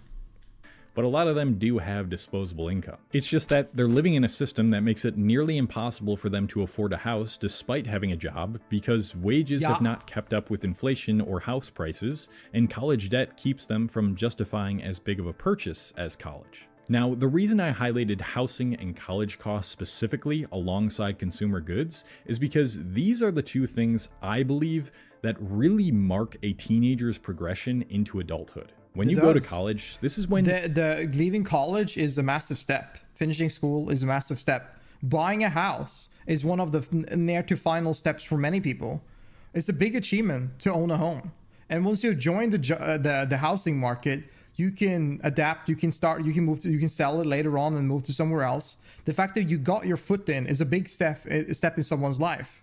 And going to college or owning a house, it's so expensive now that it's nearly impossible for people to reach it even in their 30s. People used to reach this in their 20s, finish all of these in their 20s, but a lot of people struggle now. And that is a big problem. This is the old story where poor person can only afford shitty boots in the last year instead of good boots the last 10. In the end, the poor person spend more in the boots. Yeah, true. You're experiencing the world for the first time on your own. It's when you learn to take care of yourself and your space without any external help. It's when you have to force yourself to make friends instead of relying on the bonds built through proximity in middle and high school. And that certainly helps to make a person feel like their life is moving forward and that they're maturing. Very Housing works in the same way. You don't necessarily have to buy a whole ass house to feel like you're moving forward, but when it's clear that the barrier to entry for any housing, whether that be single family homes or huge luxury apartments, is higher than ever, well, naturally, you're going to try to find a way to cope with that. A way that allows you to spend the money you do have on quick dopamine hits while still ensuring you don't take on mountains of debt, although still people do take on mountains of debt for the stupidest shit. And what's the best, cheapest way to do that now? Consumer goods. Cheap electronics, Stanley cups with a weird-ass snack accessory around the rim, Labubu dolls, absurdly overpriced drinks, Steam sales on games you'll play for 60 minutes then never touch again. These are small, reasonably priced items Gen Z can justify buying over going into debt for college or housing. This is why... True, and also it's like a lot easier now to spend money, right? Because like before, you think about having change, you have physical money. You'll think more about what the value of that money is. But if you just have like a swipe on a card, click a button, it's so much easier to spend all your money. And you look at it, why would I, like you look at the goals of reaching like any of these other objectives, they're so expensive and they cost you so much that you look at it and you're like, I'm going to step into this world. I can't pay for that. I'm giving up. This is over. This man is calling us out on our shit. True. On the surface, it can seem like Gen Z has enough money. They can afford those iPhones and fashion clothes, older people might say. And if they can afford those, then eventually they can afford housing and college. While spending money on shit you don't need to impress people you don't like is a big problem, even if Gen Z didn't do that, they didn't spend any of their money and they just saved all of it, it would still take them a significantly longer time to purchase the things that make you feel like you're progressing in life. Yep. Boomers needed roughly 3.7 years of being at the median annual income to afford a median home price, while Gen Z needs roughly double that. Now you might say, all right, Cole, that doesn't seem too bad. It's just a few years difference. But that also assumes they could save 100% of their income, which is obviously unrealistic, especially with all the things necessary for living, like food, college, and medical care, increasing far above the average inflation. So realistically, if we take that into account, it's even more than double the amount of time that it took boomers. And you're still wondering why Gen Z is obsessed with buying random shit? Listen, I understand that some of the responsibility is on the consumer themselves. If you're buying designer clothes or financing burritos or buying a bunch of obscure, cheap household gadgets off Amazon that you don't really have the money for, that is on you. But you have to look deeper than that. You have to ask, why would Gen Z even feel compelled to spend money on these sorts of things? And you can start answering that question as far back as the 1970s, as I showed. Yes, some of this is personal responsibility, but a lot of it is circumstantial. Gen Z grew up during one of the worst recessions that is still affecting them today. Yeah. They're dealing with the transformation of college culture from one of public necessity to private paywalls. And naturally, when you aren't old enough to understand how to cope with that, or the unprecedented rate of technological growth, especially if you don't have good parental figures... That's because that's all they can spend their money on, really? That's a fact. That's it. Straight up. They've been fucked for so long. They don't know what to do. They can't do anything. But they can buy something to feel good about themselves. They can buy something to enjoy themselves. So why would you judge them? Yeah, they could save money. They could save a lot of money, and they could probably do something if they kept saving money. But at the same time, guys, we live. This is our life. We have one life, right? You should spend some money on yourself. You should treat yourself in some way. You should buy something. You shouldn't think all the time you got to save for college, for house, for da-da-da-da-da. You got to spend some money on some things, right? You got to live a little bit. And that's the problem, because that's the only way they can enjoy something, because they can't do anything else at the moment. You're gonna turn to temporary pleasures in the form of consumerism. Born knowing it would over. Yeah, it is the illusion of wealth hiding under an increasingly unstable, uncertain future. And I really do empathize with a lot of these late teenagers and early 20-year-olds who feel like no matter what they do, they will never be able to afford the things that help them mature. The thing is, I can't really tell you with certainty what the fix is. Do we just need to keep building more houses to drive prices down, push the government to instill more state funding for colleges again, vote for the right people who understand how screwed over the youth is getting and want to do something about it? Yes, I'm sure those things can absolutely help, but it's going to take a long time of fighting back and raising awareness around this shit. I just can't leave this video on a bad note. I can't leave you hopeless, because it's just not. Things are working against our generation, yes, perhaps more than any previous generation growing up in the past few decades. But just because it will take longer to see progress and make changes doesn't mean that it's never going to happen. Currently, a lot of you are reacting to the world in the way any kid would when faced with an unknown future job market, stupidly high housing prices, and terrible cost of education. And I get that, but as much as this is gonna sound like a dude is just telling you to pull yourself up by your bootstraps, which I'm not saying is the only option, there are ways out. There's nothing wrong with living with your parents for a longer time than past generations in order to save money. There's nothing wrong with struggling to find a job in this market. What matters is that your actions are aligned with the person you want to become, even if those actions aren't producing the results you want yet. I'm not even saying the results you want are guaranteed if you start aligning your actions with the person who makes progress in life, but it's a hell of a lot better than spending the rest of your days purchasing unnecessary pleasures that won't lead to lasting fulfillment. That's true. You should always have a plan and idea, and you should treat yourself in some manner or degree. But at the same time, you got to move on. Like, I know the world looks fucked up and it's hard to get out there, but you need to try to do something, right?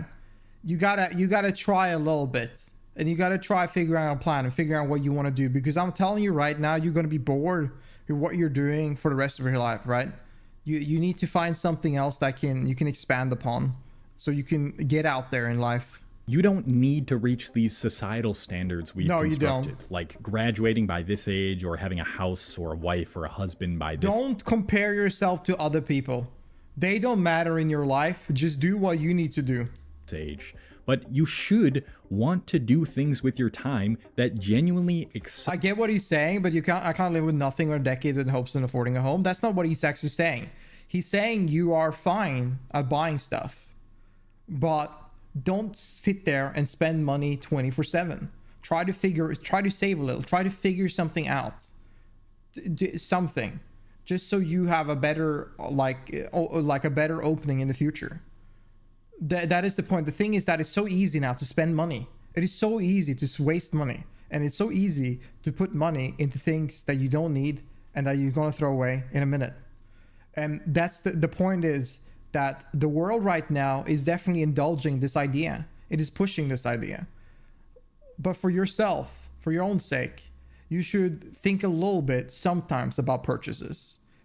You should not ignore every single one. And some people don't even have the luxury for that. Some people are wage cucks. They are. They go out and live.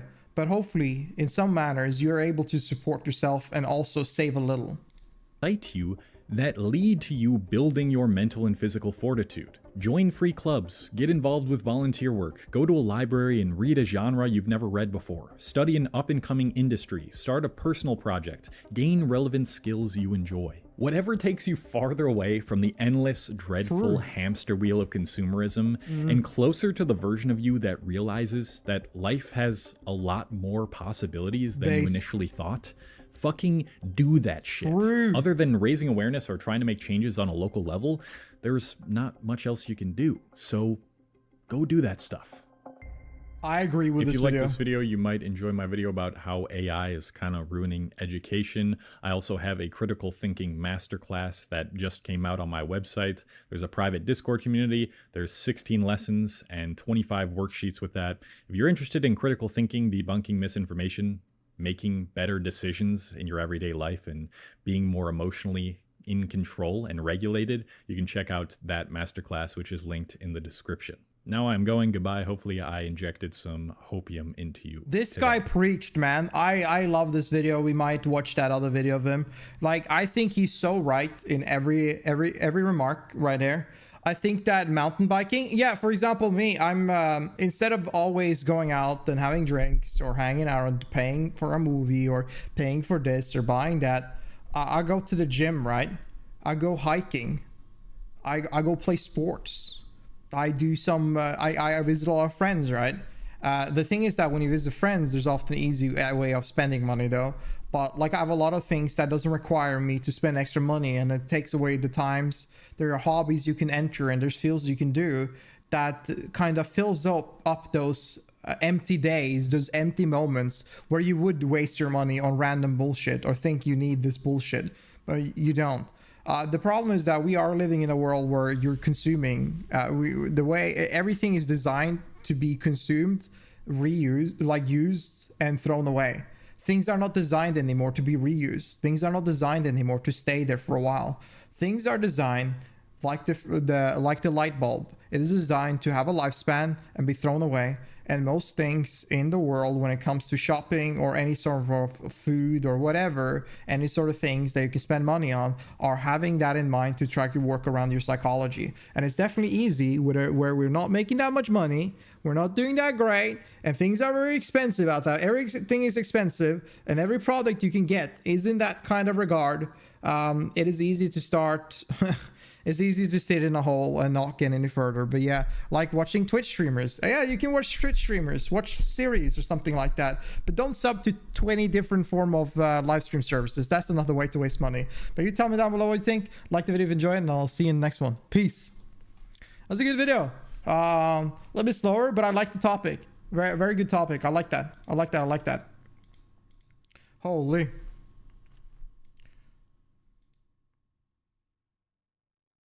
Sub to Addy. Yeah, sub to whoever you feel like that you watch a lot.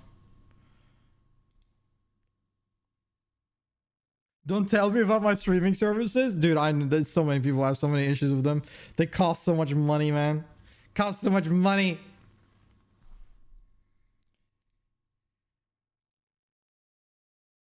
I'll put this in my watch later. Twitch Prime right now. Hildren Payne just subscribe.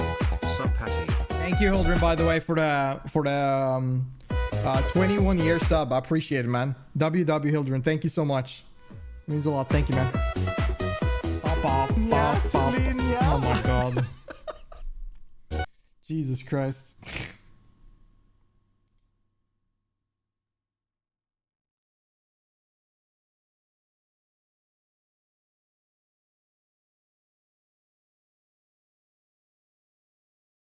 Yeah, don't tell me how to live my Twitch primes. It's hard to go to the gym when you don't naturally have a 60 inches chest like Adley. I mean, I have a very naturally wide shoulder, but you can go to the gym, man. Go do cardio, do anything, calisthenics, anything. It's just fun. I don't know. I like going to the gym. But you can do so much more. There's so many sports out there. I think that the nice thing about physical sport is that there's so many things to do. And there's probably something out there that you like or people enjoy. Like I remember when I was super young, I loved swimming a fuck ton. But now there's not that many places to swim. So I don't really swim that much anymore. But swimming used to be really fun. Addy chest picks when? Maybe one day. Maybe one day I'll be a typical male VTuber and start fucking liquidating the sexual culture out there on the internet. Fuck that. Holy fuck. Jesus. There's so many. It's just so funny. I don't really mind, but it is funny that the male VTuber norm nowadays, at least on Twitter, is that everybody's just showing shirtless pics of themselves. Hi, how are you doing, Sung? It's been a long time. Hope you're doing well. Welcome, Sung. Welcome. See if there's anything interesting going on.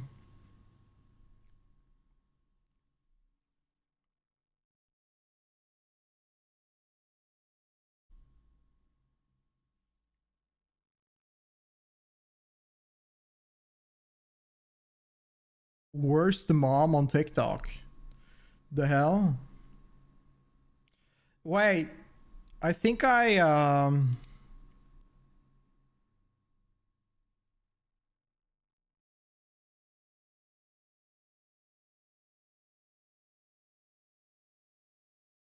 it's been a while. How are you? I'm doing good. I'm doing great. Everything is well. Health is well. Everything is well. How you doing, Song? How's it been? What have you been up to recently?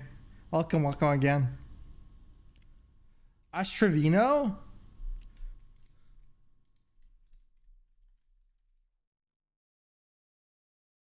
Yeah. I think that was it. It's a video from Jay Aubrey at least. But we're not watching that video. That video is too long. The MILF house. Like, what the fuck?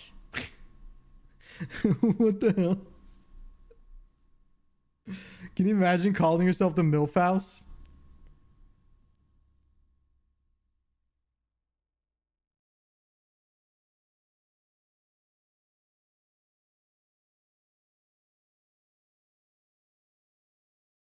I'm looking for a thing. One sec. Can I find it? Bro, I'm looking at my list of like subs.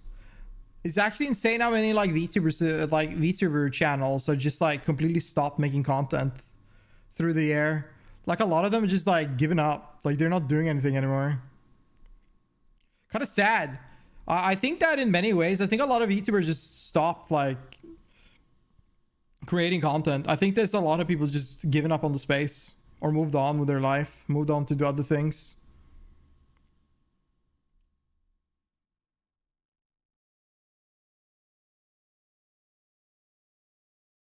I can't find the channel. I'll find it on the next stream or something. Hi Sandra, how you doing? Welcome, welcome, welcome.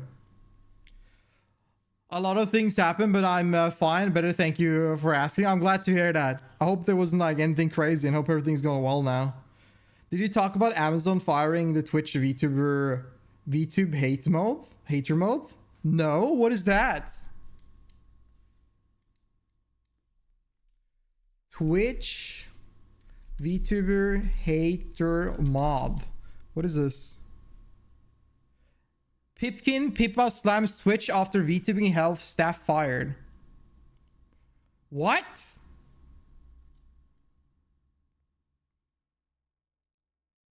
But I want to look at this. I didn't know about this. I saw the Zach show. Oh shit. I didn't know about this. I didn't even know this was happening. There was a massive Twitch layoff. Actually, a huge Amazon layoff. And apparently, we have all known in some form or degree, there has been some internal hate toward VTubers on the platform Twitch.television, on Twitch TV.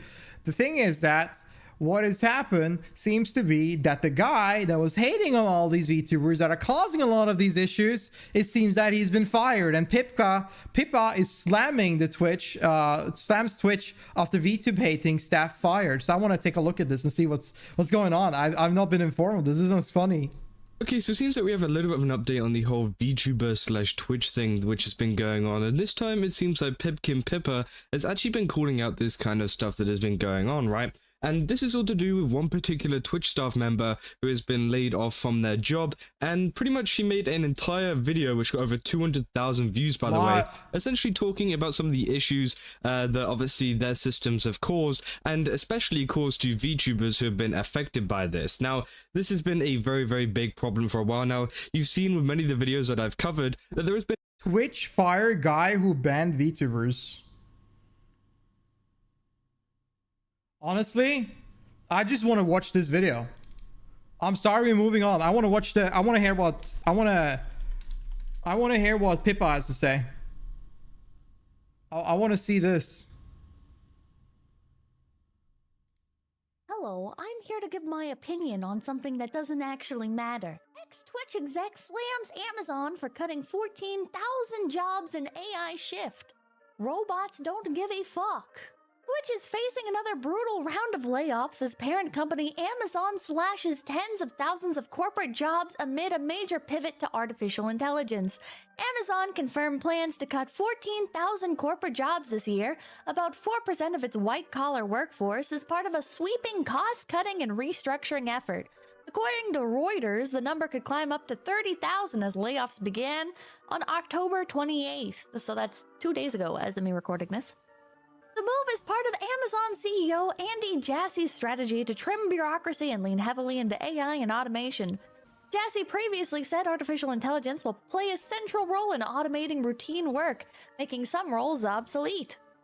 These latest moves signal that Amazon is likely realizing enough AI-driven productivity gains within corporate teams to support a substantial reduction in force. Sky Canaves, an e-marketer analyst told Techloy. Twitch hit with massive layoffs. Okay, so here's the interesting part about the Twitch layoffs. One of the people that got fired was this guy, a man named Tarfu. He says, I was laid off at Twitch today. I was at Twitch for 11 years. I started off working in trust and safety, then moved to customer experience. I was the person who built the entire fraud program at Twitch. You'll understand why I'm emphasizing that in a second. One of the reasons I never told people what I did for work. I was the one keeping bad actors off Twitch who steal and abuse revenue on the platform. I guess I did my job too well since they let me go. But do I have some great stories of being there over a decade? Horrible timing since my motorcycle accident was a month ago. I'm getting married in less than a month. This has definitely been a bad year. Okay, well, I'm sorry that you were in a motorcycle accident. I would never wish that upon anybody except for, well, some people. But what you did, like, okay, well, I don't like you, but you don't deserve that. Probably. Anyways, well, I don't know.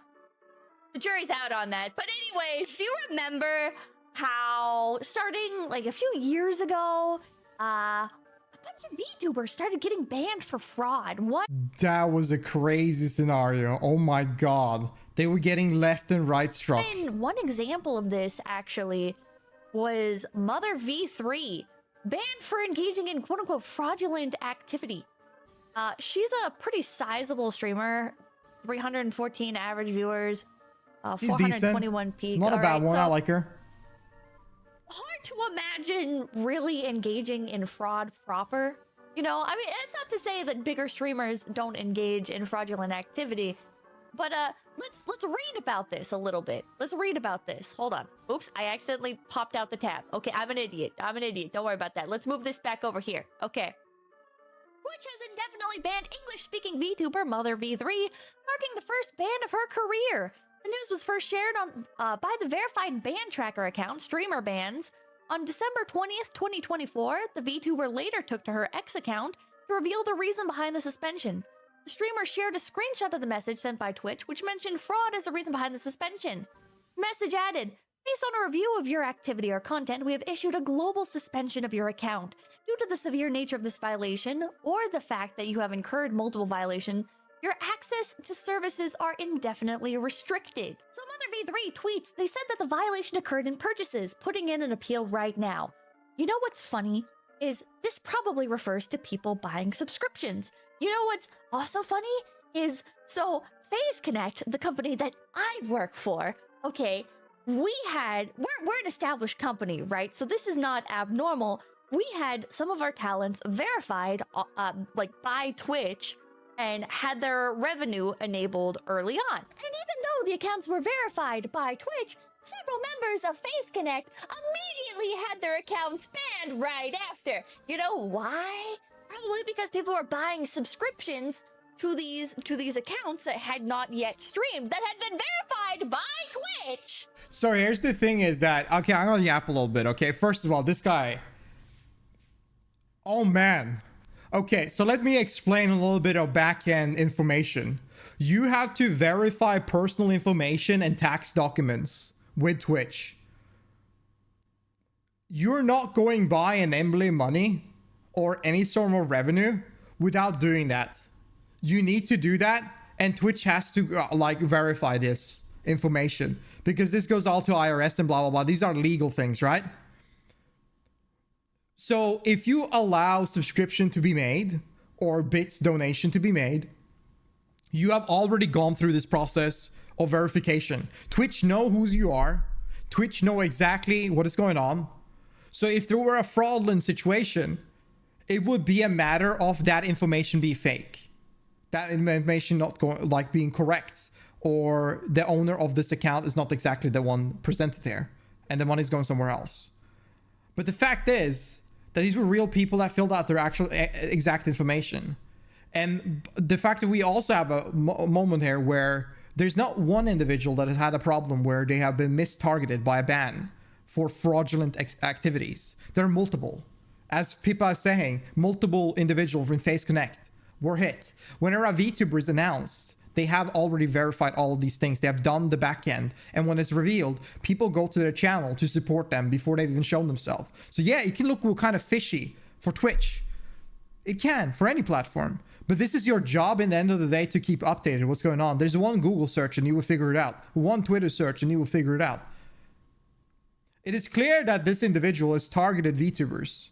This is not a thing that happens when Justin Bieber announces his Twitch account, or another individual that is famous announces their Twitch account and gets a bunch of freaking subs during the moment before they even go live first time. It only happens with VTuber. It only happens with them. So, in the end, what we're dealing with here is Amazon saying, fuck this bullshit.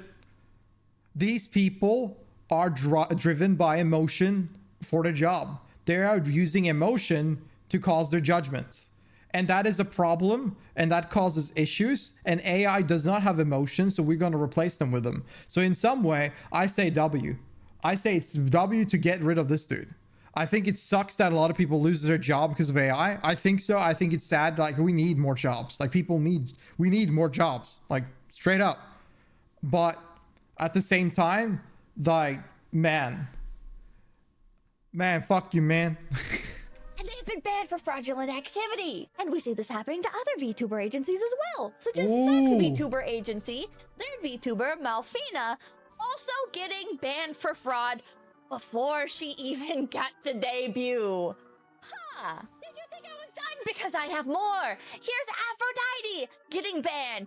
Aphrodite is part of Mythos, another VTuber agency. So what, Pippa? Why are you getting so out of sorts about this? Why are you reacting so harshly? So what, this guy made a faulty system. Maybe he's like a little bit apologetic or something, that all these innocent people got banned for fraud. All these people potentially losing out on their livelihood. Okay, I had to cut that because I started schizo rambling for too long. But anyways, okay, the point is, look at this guy. Good riddance. I was banned wrongfully in 2022 for fraud because I turned the ad slider to max settings. It was never investigated, and it caused my main partner channel to be banned for evasion. 3 years have gone by and never investigated. Time to put fries in the bag. I can't believe this Asmongold meme has been going on so hard on on Twitter nowadays. Time to put the fries in the bag, man. Look at this. I'll take things that didn't happen for 800, Alex. Wow. Most or all of this user's post. Wait, what's this other one? What is this one? Oh, you might have built the worst fraud program for Twitch. I don't think you realize how many streamers got permanently falsely banned because of your terribly made program. Damn.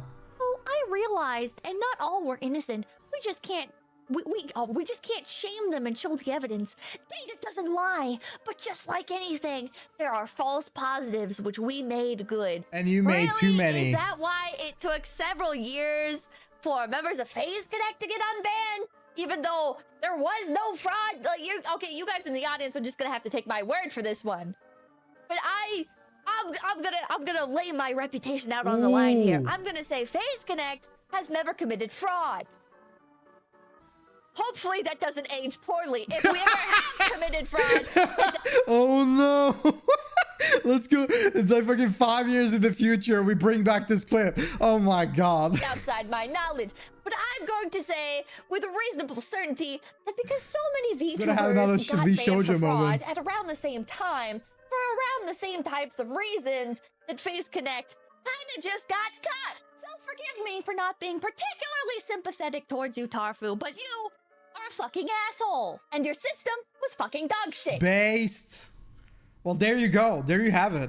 No, I think in some way, I mean, like, the guy didn't do a job well. Like, do I think AI should replace him? No, I think that an individual that knows like what they're doing and doesn't like is professional should replace him. That's what I think in general. But I mean, it's good that he got replaced because now he's there to do less harm than an AI would do. It seems like it's a W and down. This sucks, man. This guy has caused, like, you don't know like how much problems that would cause someone. The fact that you would ban them for multiple like years. Can you imagine being banned wrongfully for years on the platform where you make money is your livelihood? I love her. She's great. I love Pippa. That's a great video though. Tell me down below what you think. Like the video, enjoy, and I'll see you guys around. Take care. Have a good one. Peace. Bye.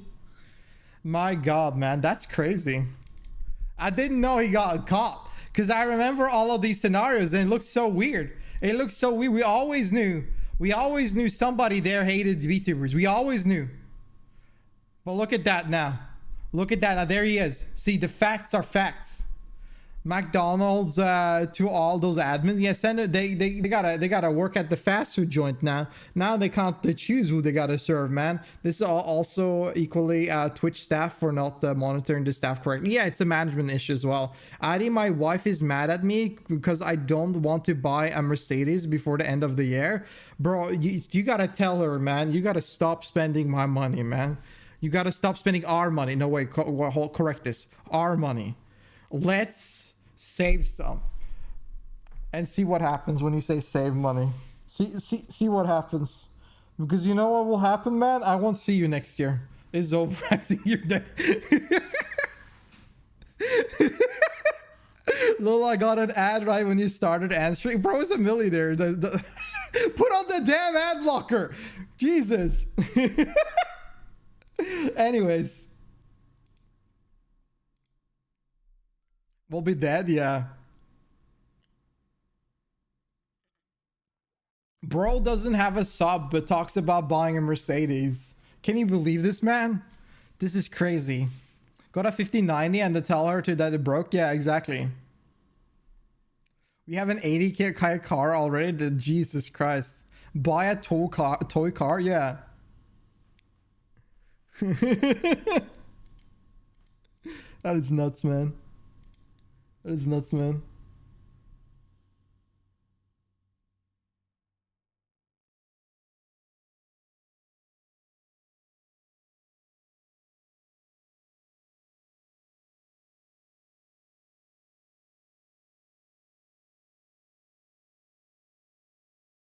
Or buy a Toyota, yeah. Buy a Toyota Corolla.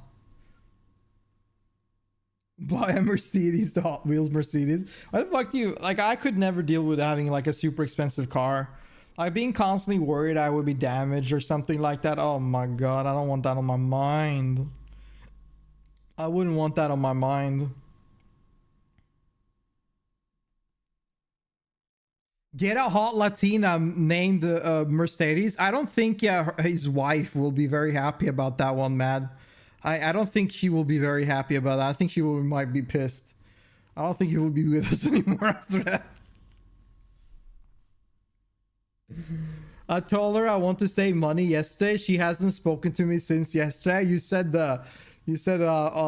unlawful things to her ear, man.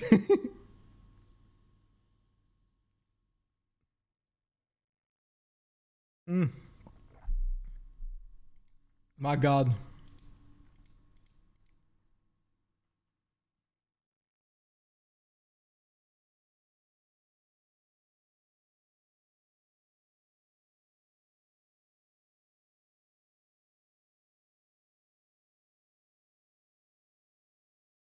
Show her Addie's what about the comment and tell her you need to save. Yeah, true. Nah, I think that some people, like, again, like, it's so easy to spend money. It truly is. Now she'll get over it. Oh my god. Just buy those Mercedes symbols and stick it on your car. Yeah, there you go. Easy clap. You're done.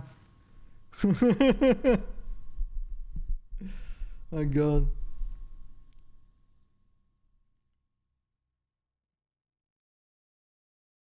She'll either get over it or you'll get over it. That's how women are. That's how everybody are.